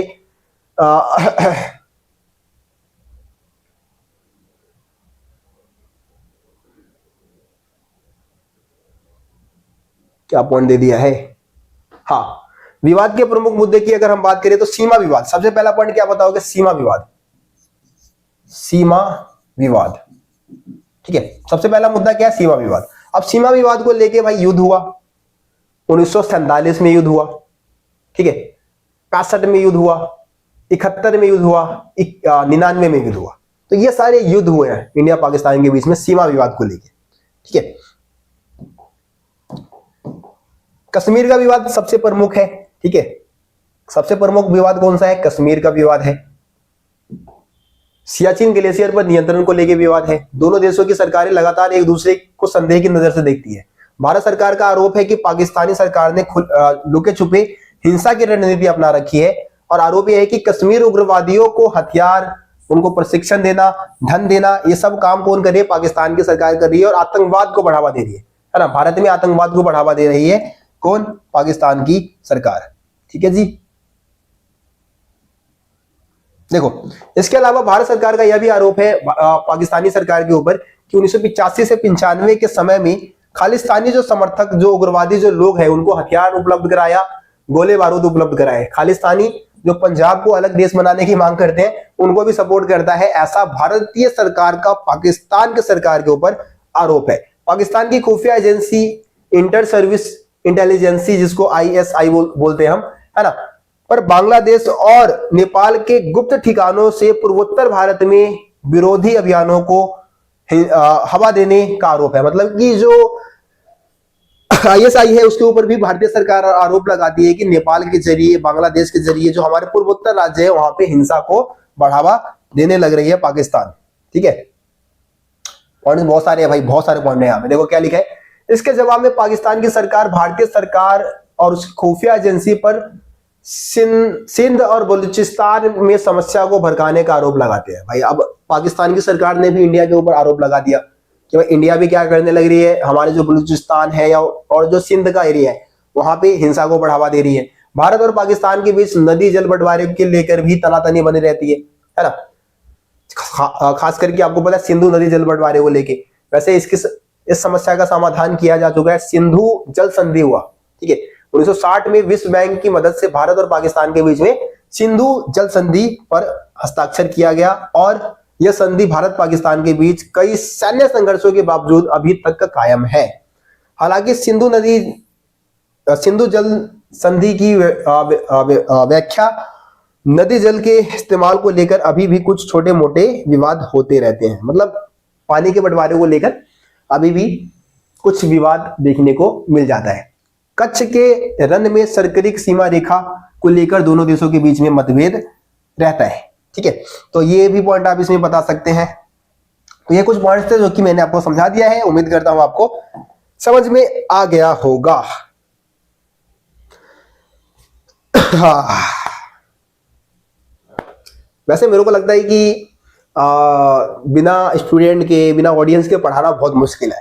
जैसे मैं ऑफलाइन बैच में पढ़ाता था तो पता नहीं चलता था कि 1 घंटे कैसे बीत गए, क्योंकि बच्चों से बीच बीच में बात कर लिया, हंसी मजाक मस्ती चलता था, है ना। यहाँ पे बस भाई कैमरे को देखना है, चीजों को समझाते रहना है और खुद से यूं समझ लो कि मैं खुद से बातें कर रहा हूँ। तुम अब वीडियो अपलोड होगा तब तुम लोग देखोगे, कोई फोन में देखोगे, है ना, फिर कमेंट करोगे, तब लगेगा कि हाँ भाई मैं पढ़ा रहा हूँ। अभी तो मेरे को लग ही नहीं रहा कि मैं पढ़ा रहा हूँ, क्योंकि बस कैमरे में देख के मैं बात कर रहा हूँ।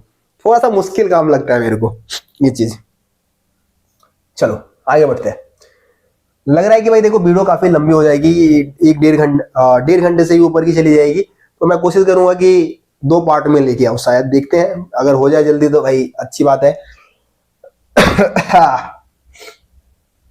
देखो क्वेश्चन क्या है हमारा, अंतरराष्ट्रीय संगठन की आवश्यकता क्यों है हमें, अंतरराष्ट्रीय संगठन क्यों चाहिए? तो विश्व में शांति की स्थापना करने के लिए, है ना, विश्व के आर्थिक विकास को बढ़ावा देने के लिए, युद्ध की रोकथाम के लिए, क्योंकि जो भी महायुद्ध होते हैं उसको रोकने में अंतरराष्ट्रीय संगठन की बहुत ज्यादा महत्वपूर्ण भूमिका होती है। तो युद्ध को रोकने के लिए, अंतरराष्ट्रीय सहयोग को बढ़ावा देने के लिए चाहिए भाई, देशों के बीच में क्या हो सके, सहयोग हो सके।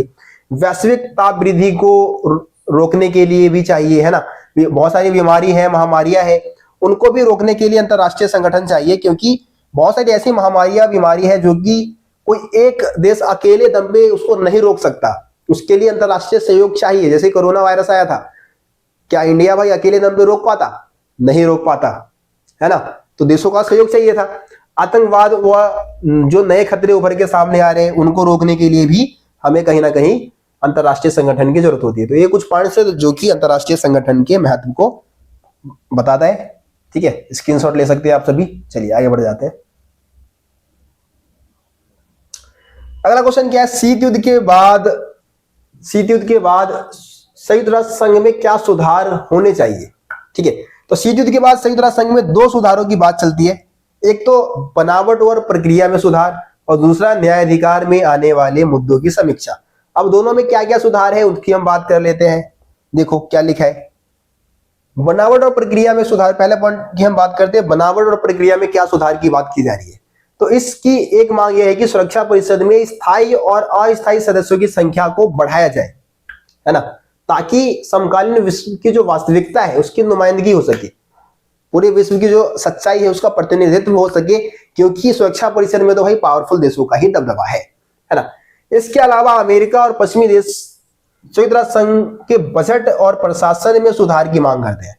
वो चाहते हैं कि बजट में जो और देश है उनका भी योगदान होना चाहिए। यूएनओ के महासचिव के चयन की प्रक्रिया को और ज्यादा लोकतांत्रिक बनाया जाए, ये भी इसी में आ जाता है, बनावट और प्रक्रिया में आ जाता है।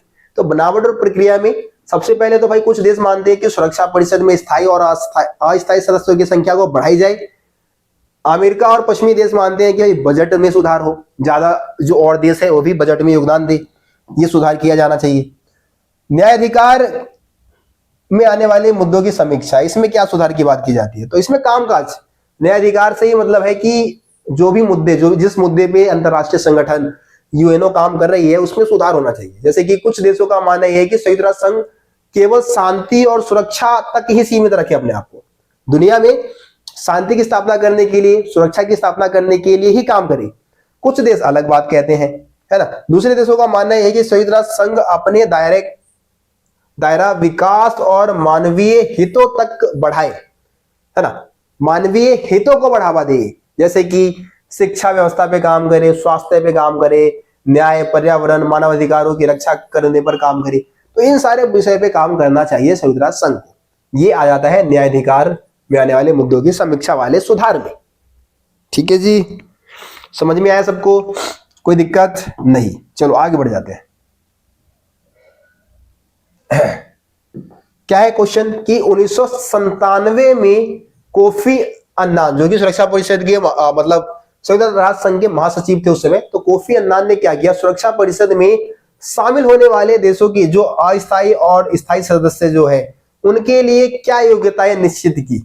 जो भी देश सुरक्षा परिषद में स्थायी और अस्थायी सदस्यता चाहते हैं उनके लिए 1997 में कुछ मानदंड तैयार किए गए, जो योग्यताएं तैयार किए गए, जो इन योग्यताओं को पूरा करेंगे उन्हीं को मिलेगा सुरक्षा परिषद की स्थायी सदस्यता। ठीक है, तो सबसे पहले भाई वो देश क्या होना चाहिए भाई? सबसे पहला पॉइंट ये है कि बहुत बड़ी आर्थिक शक्ति होनी चाहिए, मतलब अर्थव्यवस्था उसकी बड़ी होनी चाहिए, बड़ी सैन्य शक्ति होना चाहिए, है ना, मतलब सैन्य शक्ति के रूप में ही मजबूत हो। आबादी के लिहाज से एक बहुत बड़ा मुल्क होना चाहिए।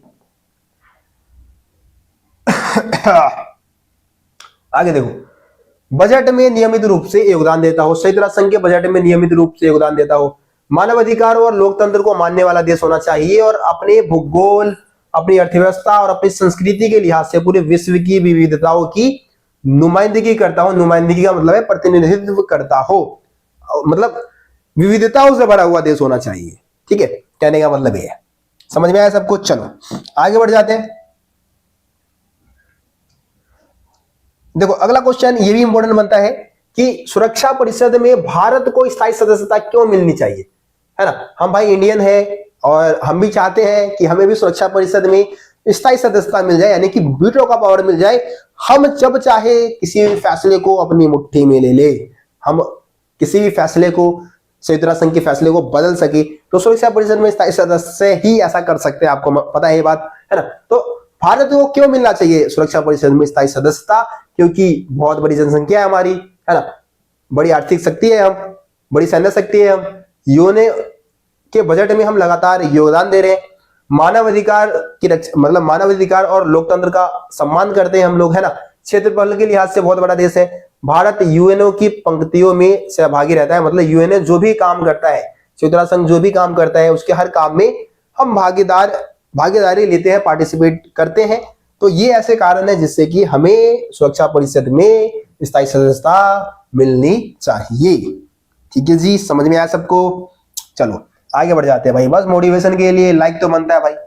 अब मेरा जो एनर्जी है वो धीरे धीरे डाउन होता जा रहा है, 1 घंटे हो गए लगातार बोलते हुए, और तबीयत भी थोड़ी ठीक नहीं है।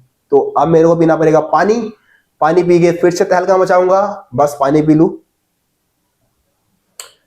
चलिए अब अगले क्वेश्चन की बात करते हैं। हमारा अगला क्वेश्चन क्या है?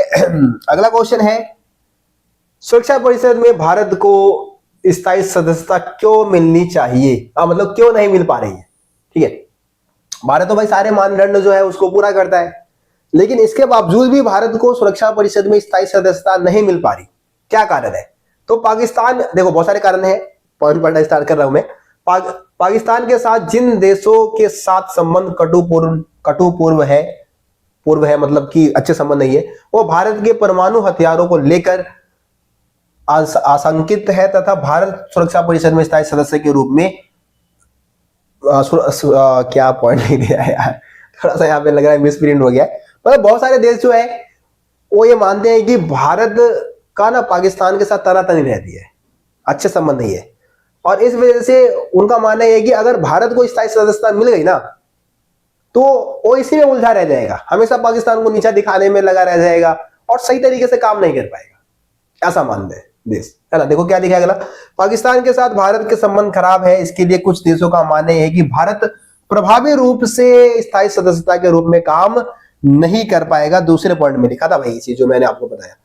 चीन का समर्थन नहीं मिलता भैया, चाइना तो कभी सपोर्ट ही नहीं करता। जो 5 आपके सुरक्षा परिषद के जो स्थायी सदस्य देश है, 5 में से 4 तो सपोर्ट कर देते हैं, एक बस रह जाता है, वो है चाइना। चाइना सपोर्ट नहीं करता, ठीक है, इस वजह से भी नहीं मिल पा रहा।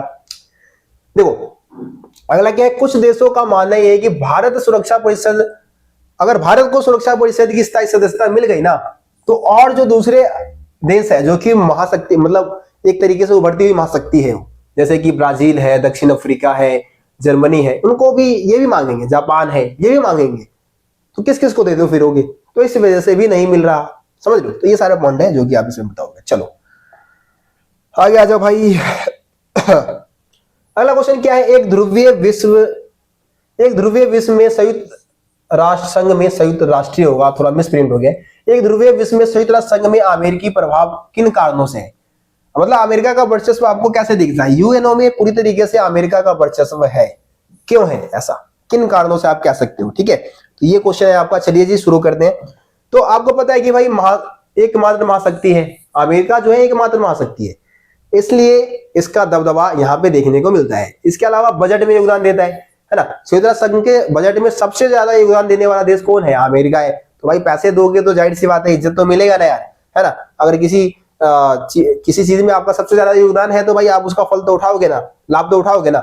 नौकरशाही, ज्यादातर जो कर्मचारी है, कर्मचारी यानी कि जो नौकरशाही है ना, वो भी कहाँ के है, अमेरिका के, संयुक्त राज्य अमेरिका के है। अब नौकरशाही जो है भाई अमेरिका के, तो अमेरिका की गवर्नमेंट अगर उनको कोई काम करने के लिए बोलेगी तो करेंगे ही करेंगे ना भाई।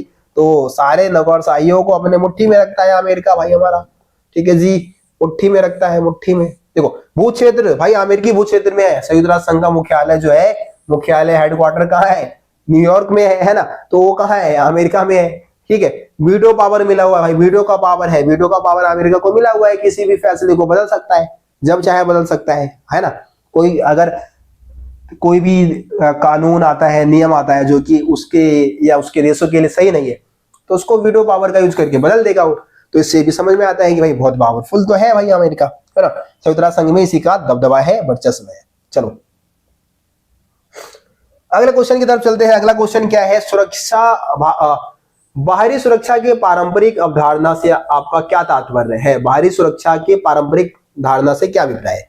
तो आपको पता है कि बाहरी सुरक्षा कि अगर पारंपरिक धारणा की अगर हम बात करें तो इसमें कोई दूसरा देश जो होता है ना, जो दूसरा देश है वो सबसे ज्यादा खतरनाक होता है। खतरा किससे, किसी दूसरे देश से, जो हमला करने की, सैन्य हमले की धमकी देता है ना। ये धमकी किस चीज की देगा, सैन्य हमले की देगा।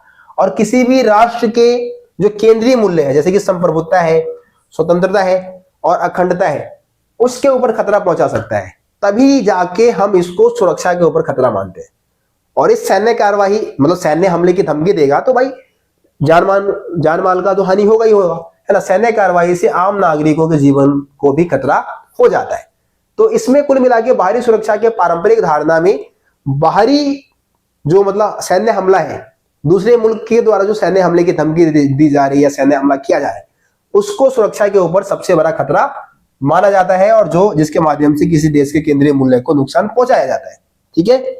चलो अगले क्वेश्चन की बात कर लेते हैं, बहुत ही इंपोर्टेंट है, समझा देता हूं फटाफट।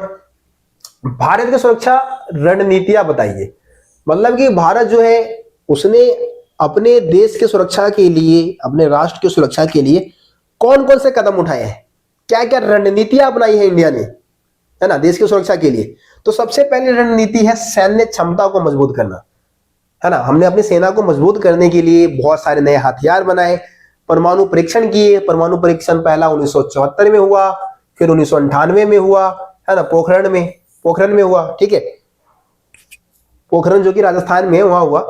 तो हमने अपने सैन्य क्षमता को मजबूत किया, हमने अंतरराष्ट्रीय संस्थाओं व नियम कायदे कानूनों को मजबूत बनाया, है ना। हमने एक पंच बता दिया, यूएनओ को पूरी दुनिया का एक पंच बताया जहां से फैसले होने चाहिए, है ना, किसी एक महाशक्ति का दबदबा ना हो पूरे दुनिया में, बल्कि शक्ति के बहुत सारे केंद्र हो, है ना। अंदरूनी सुरक्षा, अंदरूनी सुरक्षा भी बहुत जरूरी है। इसके लिए जो भी देश में समस्याएं चल रही है, जो भी जहां भी कई अलगाववादी आंदोलन चलते हैं, जैसे कि पूर्वोत्तर राज्य में अलगाववादी आंदोलन होते हैं, या फिर खालिस्तानी जो लोग हैं उनका जो आंदोलन हुआ, तो उसको रोकने के लिए भी पुलिस बल को मजबूत किया गया है, या फिर और भी बहुत सारी चीजें हैं जिसके माध्यम से अंदरूनी सुरक्षा को भी महत्व दिया जाता है भारतीय सरकार के द्वारा।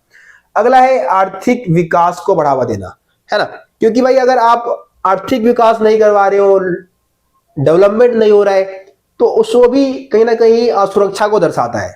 देश तभी सुरक्षित है जब वहां पे विकास हो रहे हैं, उन्नति प्रगति होने लग रहा है, और विकास भी ऐसा होता है जिसमें सभी को फायदा हो। विकास का फायदा अमीर को भी हो, गरीबों को भी हो, तभी जाके उसको हम वास्तव में विकास कहेंगे। तो भारत ऐसे विकास को बढ़ावा देने की कोशिश करता है जिससे कि आर्थिक असमानता को कम किया जाए। लेकिन आपको पता है कि अभी तो आर्थिक असमानता बहुत बढ़ गया है यार, कहाँ अंबानी और कहाँ मैं, कहाँ आप लोग, कहाँ अंबानी जी, है ना। तो आर्थिक असमानता तो भाई ऐसे देखना पड़ता है, मतलब अंबानी जी को भाई पैसे ही पैसे है, क्या क्या बोले। चलो आगे बढ़ जाते हैं, पैसा ही पैसा, ठीक है। यहाँ पे हमने सारे पॉइंट्स को शॉर्ट में एक्सप्लेन भी कर दिया है, तो इसको भाई आप लोग देख लो एक बार, बाकी मैंने समझा ही दिया है आप लोगों को, ठीक है। तो बस यही सारी जो भी मैं बताता हूँ भाई वही लिखा हुआ होता है, कुछ भी अलग लिखा नहीं होता, जो मैं बताता हूँ वही लिखा होता है। चलो आगे आ जाते हैं अगले क्वेश्चन की तरफ। अगला क्वेश्चन क्या है, आज देख लो जरा, वीडियो चालू तो है, हाँ चल रहा है भाई, कहीं बंद हो जाता है ना बीच बीच में तो फिर दिक्कत हो जाती है। देखो अगला क्वेश्चन क्या है, आज वैश्विक राजनीति में पर्यावरण की चिंता क्यों करनी चाहिए, है ना। विश्व राजनीति में पर्यावरण की चिंता क्यों होनी चाहिए। सबसे पहला पॉइंट, उपजाऊ भूमि लगातार कम होते जा रहे हैं, है ना, और भूमि की जो गुणवत्ता है उसमें भी लगातार गिरावट देखने को मिल रही है। अब भाई भूमि उपजाऊ नहीं होंगे तो कहां से फसल उगाओगे, कहां से खाओगे, भूखे मर जाओगे भाई सारे। स्वच्छ जल जो है वो लगातार कम होते जा रहे हैं। यहाँ पे डाटा भी आप देख सकते हैं, डाटा भी दे रखा है कि विश्व की जो लगभग 66.3 करोड़ जनसंख्या को स्वच्छ जल नहीं मिल पा रहा है ना। प्रत्येक 30 लाख बच्चों की साफ सुथरा जो पानी है वो नहीं मिलता है ना, इस कारण मृत्यु हो जाती है उनकी, ठीक है। 30 लाख बच्चों की साफ सफाई ना मिलने के कारण उनकी मृत्यु हो रही है, ठीक है। प्राकृतिक, क्या डाल दिया ये, वनों की कटाई, वैसे हेडिंग बनेगा हमारा, है ना, प्राकृतिक वनों की कटाई, ठीक है, ये हेडिंग आप बना देना। तो वनों की लगातार हम लोग कटाई कर रहे हैं, जो कि जिसकी वजह से जलवायु परिवर्तन देखने को मिलता है। आपको पता है क्लाइमेट चेंज जैसी घटनाएं आपको देखने को मिल रही है ना। आगे क्या है, ओजोन परत में छेद देखने को मिल रहा है। पर्यावरण को हम इतना ज्यादा नुकसान पहुंचा रहे हैं, हम लोग फ्रिज का इस्तेमाल कर रहे हैं, एसी का इस्तेमाल कर रहे हैं, जो कि कहीं ना कहीं हमारे पर्यावरण के लिए बहुत ज्यादा नुकसानदायक है, और इससे ओजोन परत में छेद जैसी घटनाएं देखने को मिल रही है, जिससे कि आपको पता है कि जो सूर्य से जो आने वाली जो परावैंगनी किरणें हैं, है ना, उससे कहीं ना कहीं ओजोन परत हमें बचाती है, जो कि स्किन के कैंसर के लिए जो है बहुत ज्यादा खतरनाक है। और लेकिन ओजोन परत में अगर छेद हो जाएगा, ज्यादा बढ़ जाएगा वो छेद, तो वो फिर हमारे लिए बहुत ज्यादा नुकसानदायक रहेगा। समुद्री स्तर जो है उसको हम बहुत ज्यादा प्रदूषित करते जा रहे हैं लगातार, ठीक है। जो समुद्री क्षेत्र है उसका प्रदूषण भी लगातार बढ़ता जा रहा है। तो ये सारे पॉइंट्स आपके इसमें आ जाएंगे। चलिए आगे बढ़ जाते हैं। अगला क्वेश्चन क्या है, लिमिट्स टू ग्रोथ पुस्तक किसके द्वारा लिखी गई और यह क्या बताती है। तो आर्थिक विकास के कारण पर्यावरण पर अक्सर होने वाले चिंता ने 1960 के दशक के बाद राजनीतिक चरित्र हासिल करना शुरू कर दिया।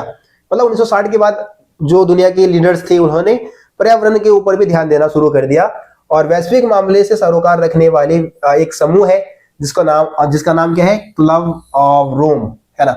उसने क्या किया, 1972 में लिमिट टू ग्रोथ नामक एक पुस्तक लिखी, ठीक है। लिमिट टू ग्रोथ, इसमें मतलब से समझ में आता है कि भाई विकास के लिए कुछ लिमिट्स होना चाहिए, है ना। अगर हम लिमिट्स को क्रॉस करेंगे तो वो हमारे लिए बहुत ज्यादा नुकसानदायक रहेगा, ठीक है। तो क्लब ऑफ रोम ने ये पुस्तक छापी थी, लिमिट्स टू ग्रोथ नाम से। क्या लिखा है आगे देखो, यह पुस्तक बढ़ती जनसंख्या के आलोक में प्राकृतिक संसाधनों के विशाल विनाश के आदेश को बड़ी खूबी से बताती है। मतलब कि इस तरीके से हम जो साधन है, संसाधन है, उसका हम विनाश कर रहे हैं, उसके बारे में है। ठीक है, अगला क्वेश्चन देखो, पृथ्वी सम्मेलन किसे कहा जाता है?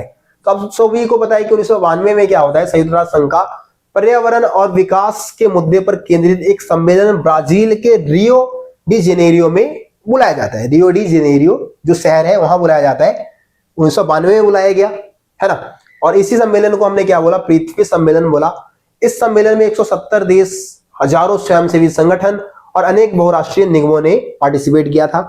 ठीक है, तो कुल मिला के इसको पृथ्वी सम्मेलन बोल दो, इसको आप लोग रियो सम्मेलन भी बोल सकते हो। ठीक है, रियो सम्मेलन भी बोला जाता है। तो ये कहीं ना कहीं पर्यावरण की रक्षा के लिए ही था, पर्यावरण और विकास से जुड़ा हुआ ये सम्मेलन था। ठीक है, आगे बढ़ते हैं, एजेंडा 21 की बात कर लेते हैं। ये भी क्वेश्चन इंपॉर्टेंट बन जाता है एजेंडा 21 के बारे में।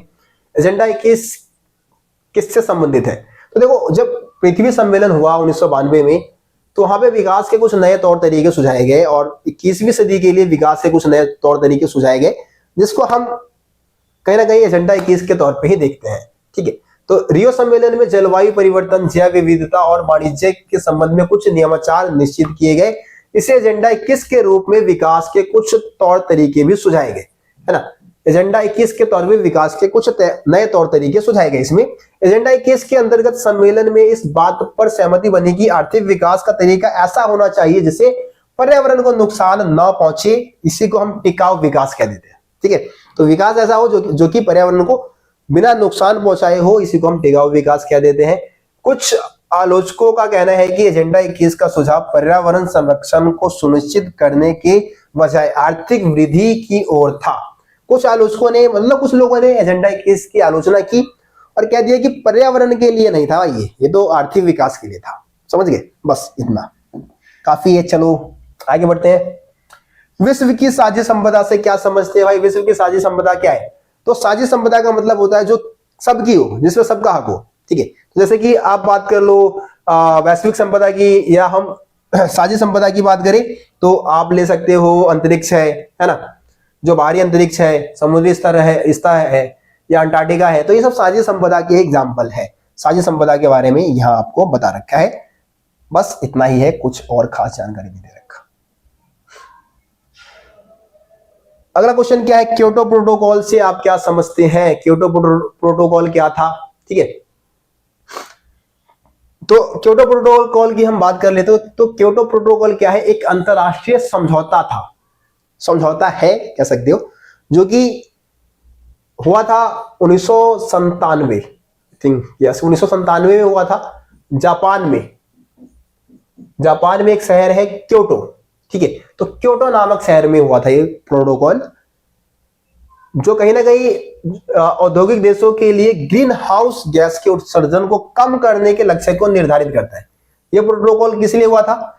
ग्रीन हाउस गैस को कम करने के लिए, है ना। सभी के लिए एक लिमिट तय कर दिया गया कि भाई इतने मात्रा में आप ग्रीन हाउस गैस उत्सर्जित करोगे, इससे ऊपर नहीं जाओगे। ठीक है, तो इसी पर मतलब कहीं ना कहीं हस्ताक्षर किया गया था क्योटो में। ठीक है, तो कार्बन डाइऑक्साइड की बात कर लो, मीथेन की बात कर लो, हाइड्रोफ्लोरोकार्बन या क्लोरोफ्लोरोकार्बन आई थिंक बोलेंगे इसको, तो इनका क्या है, ग्लोबल वार्मिंग में बहुत ज्यादा योगदान है ना। तो इन्हीं को रोकने के लिए ये क्योटो प्रोटोकॉल हुआ था 1997 में। कहा हुआ था? क्योटो में, जो कि जापान का एक शहर है वहां पे। ठीक है, समझ में आया सबको? चलो आगे बढ़ जाते हैं। मूलवासियों के बारे में है भाई क्वेश्चन, इंपॉर्टेंट है काफी। मूलवासी और उनके अधिकार क्या है? मूलवासी और उनके अधिकार के बारे में आपको बताना है। तो भाई देखो, मूलवासी क्या कौन होते हैं? मूलवासी उन्हें कहा जाता है जो किसी स्थान पे पैदा हुए हैं और उसी स्थान पे लंबे समय से रहते चले आ रहे हैं, तो उनको हम क्या बोलते हैं? मूलवासी बोलते हैं। यही चीज आपको यहाँ पे देखने को मिलेगा, इसको पढ़ना आप। देखो, इनके अगर हम अधिकारों की बात करें तो 1975 में मूलवासियों का एक संगठन, जिसको हम क्या बोलते हैं? World counselling of indigenous people. ठीक है, इनका संगठन है world counselling of indigenous people बना। 1980 में मूलवासियों ने अपनी सरकारों से मांगे की, कुछ मांगे उन्होंने उठाई कि भाई उनके अधिकारों की रक्षा की जाए, मूलवासी कौम के रूप में मान्यता मिलनी चाहिए उनको, है ना। अन्य वर्गों के साथ समानता, जैसे दूसरे लोगों के साथ सरकार समानता का व्यवहार करती है, मूलवासियों के साथ भी समानता का व्यवहार किया जाए, उनकी संस्कृति की रक्षा की जाए। ठीक है, उनका जो स्थान है और उत्पादन का जो अधिकार है उन्हीं को मिलना चाहिए, उनके जगह पे उनका स्वामित्व हो। विकास के कारण विस्थापित ना किए जाए, है ना। तो विकास की जो योजनाएं चलाई जाती है उसके कारण मूलवासियों को विस्थापित नहीं किया जाना चाहिए।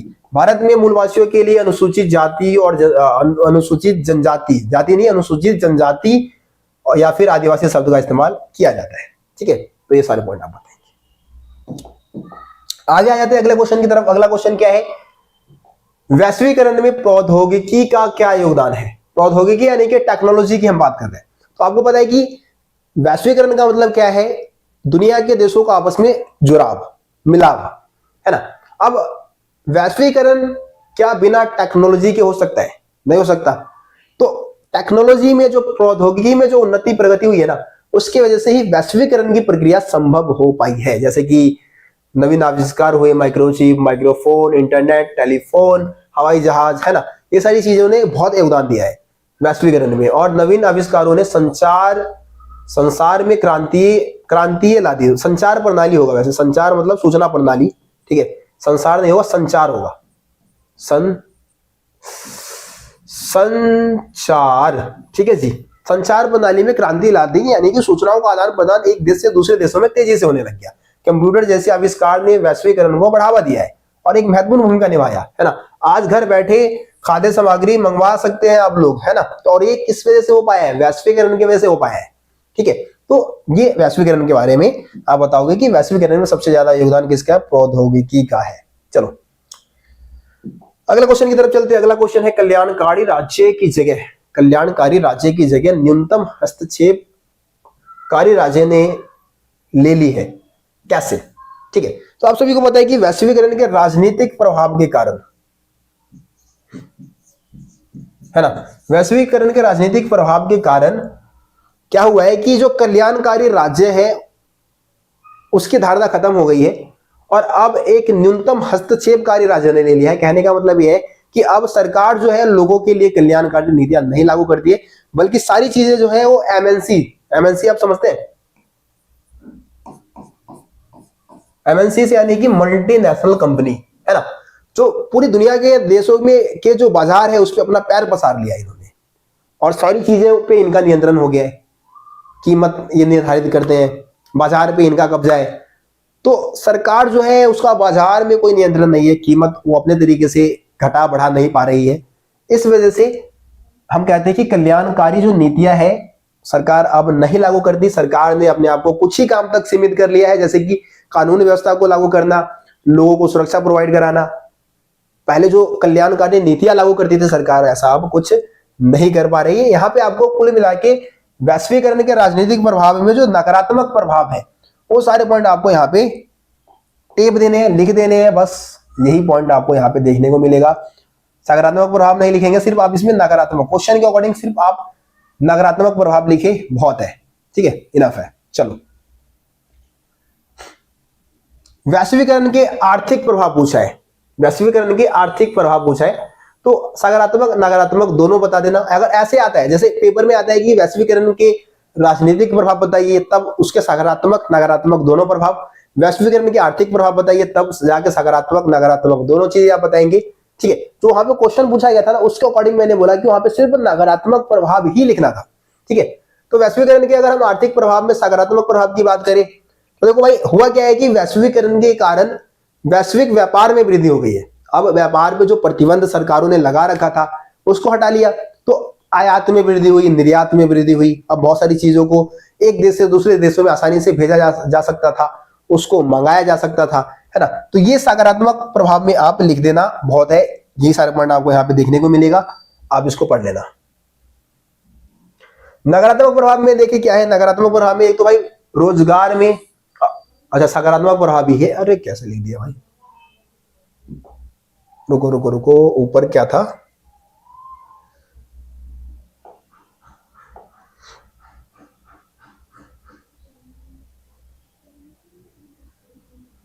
अच्छा ये नकारात्मक प्रभाव है, ठीक है। नकारात्मक प्रभाव में आप देखोगे कि भाई जो आईएमएफ है, यानी कि जो हमारी अंतरराष्ट्रीय मुद्रा कोष है, या फिर जो आपका डब्ल्यूटीओ है, विश्व व्यापार संगठन है, इनकी भूमिका बढ़ गई है और ज्यादातर देशों के बाजार में, मतलब ज्यादातर मुल्कों को जो भी ये सहायता देते हैं, सहायता देके कहीं ना कहीं आप कह सकते हो कि वो उन देशों को अपने कर्ज जाल में फंसा रहे हैं, है ना। देखो क्या लिखा है, अंतर्राष्ट्रीय मुद्रा कोष और विश्व व्यापार संगठन जैसी आर्थिक संस्थाएं विश्व की अर्थव्यवस्था के निर्धारण करती है और इन संस्थाओं पर विकसित देशों का प्रभुत्व है। ये जो संगठन है ये कहीं ना कहीं विकसित देशों के इशारों पे नाचती है ना। और इसके अलावा वीजा नीति के बारे में आप बता सकते हो कि वीजा नीति मतलब वैश्वीकरण के कारण वस्तुओं का जो प्रभाव है, वस्तुओं का एक देश से दूसरे देश में आना जाना तो बहुत तेजी से हुआ है, लेकिन लोगों के आने जाने पर भाई विकसित देशों ने पूरी तरीके से वीजा नीति के माध्यम से कंट्रोल कर लिया है, ठीक है।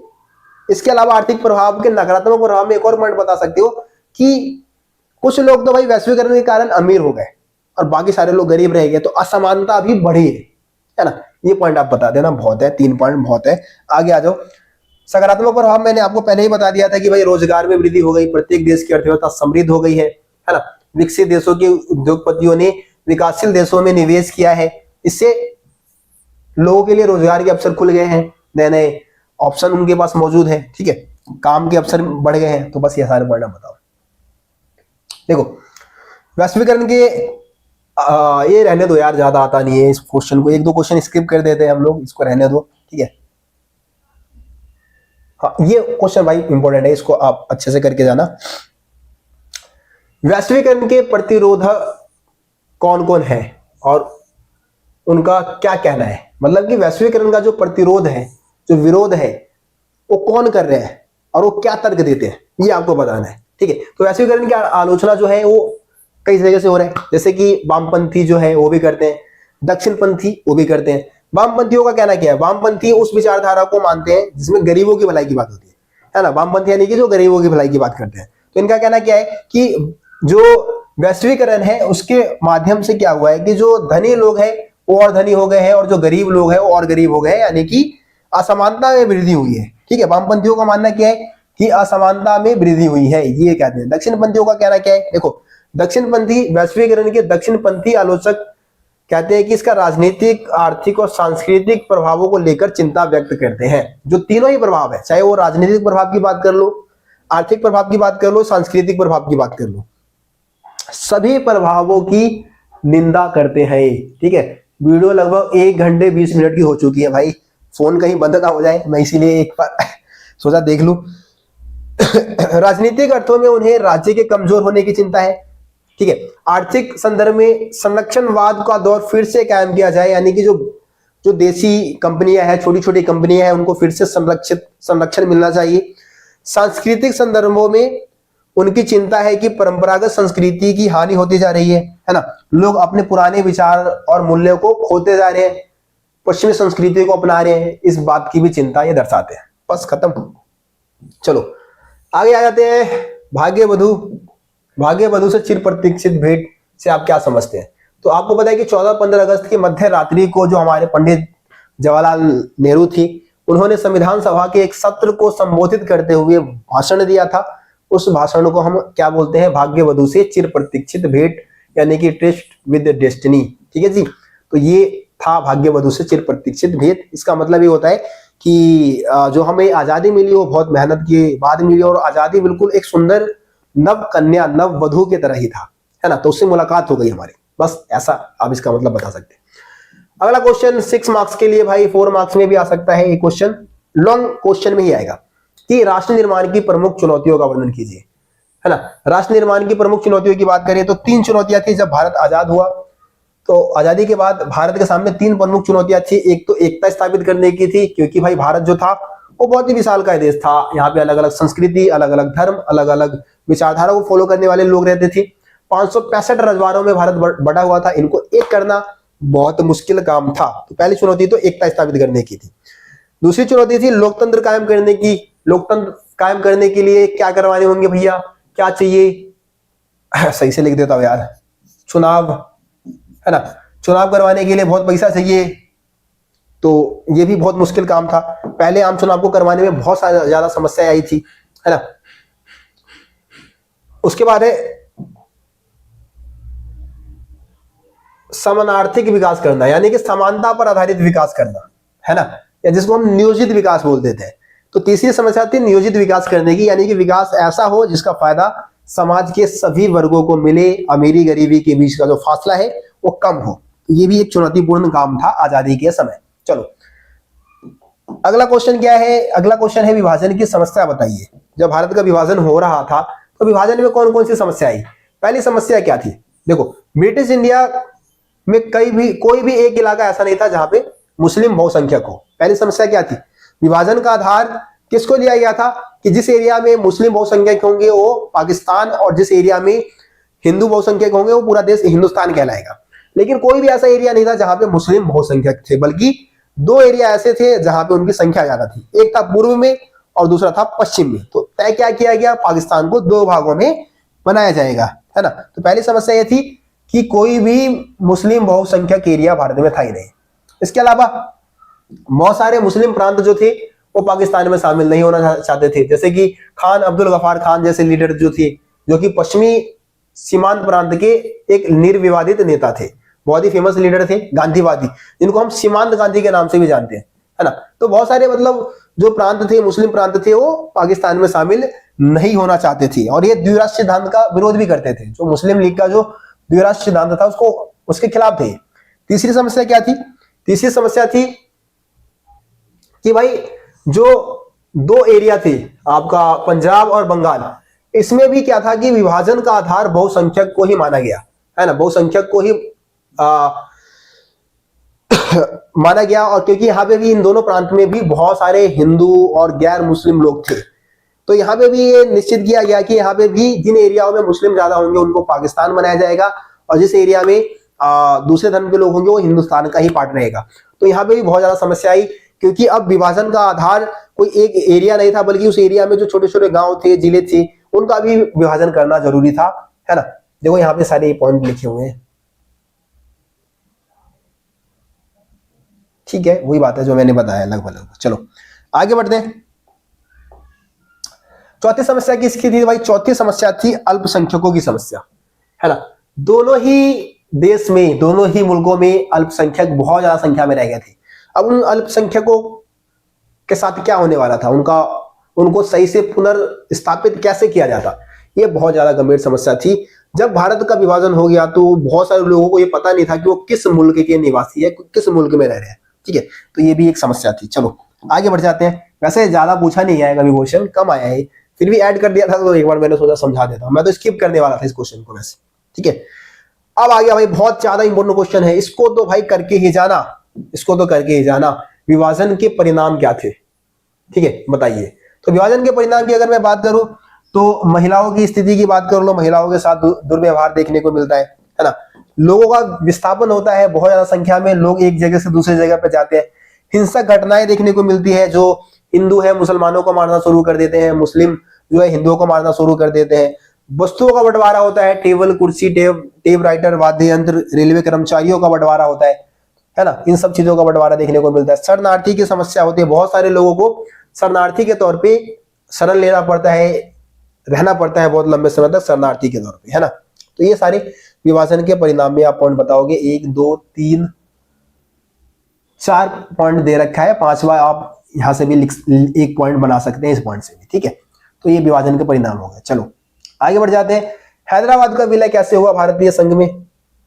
हैदराबाद के विलय की पूरी कहानी आपको यहाँ पे बतानी है, इंपॉर्टेंट है, आता है पेपर में। तो हैदराबाद की बात करें तो हैदराबाद के शासक को क्या कहा जाता था, निजाम कहा जाता था। निजाम दुनिया के सबसे दौलतमंद लोगों में शुमार था। तो होता क्या है कि 1947 में के नवंबर में भारत सरकार के साथ यथास्थिति बहाल करने के समझौते पर हस्ताक्षर किया था निजाम ने, कि भाई मतलब भारत में शामिल तो नहीं हुआ था ये, ठीक है, लेकिन एक समझौते पत्र में हस्ताक्षर कर दिया था कि भारत मतलब हैदराबाद में जो स्थिति है वो ऐसा ही रहे, ठीक है। तो ये एक साल के लिए समझौता पत्र पर हस्ताक्षर किया गया था। लेकिन इसी बीच में क्या होता है कि हैदराबाद में जो निजाम के शासन के खिलाफ एक आंदोलन उभर जाता है। जो तेलंगाना के जो बहुत सारे किसान थे, है ना, उन्होंने ये आंदोलन कर दिया था दमनकारी नीतियों की वजह से। जो निजाम जो दमनकारी नीतियां कर रहा था, लोगों के साथ जो अत्याचार कर रहा था, उसके खिलाफ यहाँ पे इन्होंने आंदोलन कर दिया। इस आंदोलन में महिलाओं ने भी बढ़ चढ़ के भाग लिया, है ना, क्योंकि महिलाएं ही सबसे ज्यादा निजाम के शासन के समय जो जुल्म हो रहा था उसकी शिकार हुई थी। इस आंदोलन को कुचलने के लिए निजाम क्या करता है, रजाकारों का इस्तेमाल करता है। रजाकार जो कि अव्वल दर्जे की अत्याचारी थे, लोगों को मारना शुरू कर दिया, महिलाओं के साथ बलात्कार करने शुरू कर दिए। इस स्थिति को देखते हुए इंडियन गवर्नमेंट ने क्या किया, अपनी सेना भेजी, है ना। रजाकारों के बीच में और निजाम की सेना के बीच में युद्ध हुआ और उसमें निजाम की सेना ने घुटने टेक दिए और निजाम को फिर सहमति पत्र पर हस्ताक्षर करना पड़ा और भारतीय संघ में हैदराबाद का विलय हो गया। ये स्टोरी थी आपकी। चलो अगले क्वेश्चन की तरफ चलते हैं। अगला क्वेश्चन क्या है, भारत में प्रथम आम चुनाव करवाने में आने वाली प्रमुख समस्याओं का वर्णन कीजिए। तो भारत में जो प्रथम आम चुनाव हुआ तो उसको करवाने में कौन कौन सी समस्या आई थी। 1951 से लेके 52 के बीच में ये आम चुनाव हुआ था। 52, ठीक है, 51 से लेके 52 थोड़ा लिखता हूं मैं खतरनाक तरीके से, ठीक है। तो ये आम चुनाव जब हुए तो उसमें कौन कौन सी समस्या आई। तो पहली समस्या भाई, स्वतंत्र और निष्पक्ष चुनाव करवाना कठिन था। क्यों कठिन था, क्योंकि सबसे पहले भाई चुनाव क्षेत्र का सीमांकन तय करना पड़ता, जो कि बहुत टाइम लगना था। इसमें मतदाता सूची तैयार करना बहुत कठिन काम था, थोड़ा सा मिसप्रिंट हो गया है। मतदाता सूची तैयार करने में बहुत सारी समस्याएं थी, क्योंकि लगभग 40 लाख महिलाओं का तो नाम ही दर्ज नहीं किया गया। 40 लाख महिलाओं का नाम दर्ज नहीं किया गया। जिनका नाम दर्ज किया गया उनका भी नाम इस तरीके से कि अला की बेटी, फला की बीवी, ऐसे, है ना। अधिकारियों और चुनाव कर्मियों को प्रशिक्षण देना पड़ता भाई, क्योंकि लगभग 3200 विधायक चुनना था। 32,000 नहीं, 3200 विधायक चुनना था, है ना। और लगभग 489 के आसपास लोकसभा के जो सांसद थे उनको चुनना था। तो इतने ज्यादा संख्या में चुनाव होना था, विधायकों को चुनना था। तो इसके लिए एक ऐसा मतलब चुनाव कर्मी होने चाहिए, प्रशिक्षित चुनाव कर्मी होने चाहिए जो कि चुनाव को संपन्न करवाए। साक्षरता बहुत कम थी, केवल 15% लोग जो थे वो पढ़े लिखे थे, है ना। तो उनसे फिर जो चुनाव की जो पद्धति है उसके बारे में इनको बताना समझाना भी मुश्किल काम था। चलो आगे बढ़ जाते हैं। प्रथम 3 आम चुनाव में कांग्रेस का वर्चस्व रहा, किन कारणों से। प्रथम 3 आम चुनाव में कांग्रेस पार्टी का दबदबा रहा, ऐसा क्यों था भाई, है ना। तो कांग्रेस पार्टी की बात करें तो स्वतंत्रता संग्राम में महत्वपूर्ण भूमिका निभाया था कांग्रेस पार्टी ने, और इसका फायदा उसको मिल गया। सुसंगठित पार्टी थी। सुसंगठित मतलब कि सारी चीजें योजना के अनुसार चलती थी। अगर कोई विपक्षी पार्टी अपनी कोई योजना लोगों के सामने रखने वाली होती थी, उससे पहले ही ये पार्टी अपनी योजनाओं को लोगों के सामने रख देती थी, है ना। आगे देखो क्या है, सबसे पुरानी पार्टी थी भाई, ये हमारे देश की सबसे पुरानी पार्टी थी, है ना। 1885 में इस पार्टी की स्थापना हुई थी। तो लोग इस पार्टी के बारे में बहुत अच्छे से जानते थे। पार्टी का राष्ट्रव्यापी नेटवर्क था, मतलब कि पूरे भारत में ये पार्टी जो है अपना नेटवर्क फैला रखा था। प्रसिद्ध नेता थे जैसे कि जवाहरलाल नेहरू, सरदार पटेल, है ना। तो जवाहरलाल नेहरू ने लीड किया इस पार्टी को, चुनाव प्रचार में भाग लिया। सबको साथ लेकर चलने की भाई इसकी खासियत थी। सभी विचारधाराओं को इसमें शामिल किया गया था, ठीक है। तो ये पॉइंट आप बता देना। भारत की चुनाव प्रणाली, सर्वाधिक मत से जीत प्रणाली जो व्यवस्था है, उसकी वजह से भी ये पार्टी जो है वो लगातार जीतती रही। चलो आखिरी क्वेश्चन है, बस आखिरी क्वेश्चन है, खत्म है, फिर कहानी खत्म है। बस लास्ट क्वेश्चन है।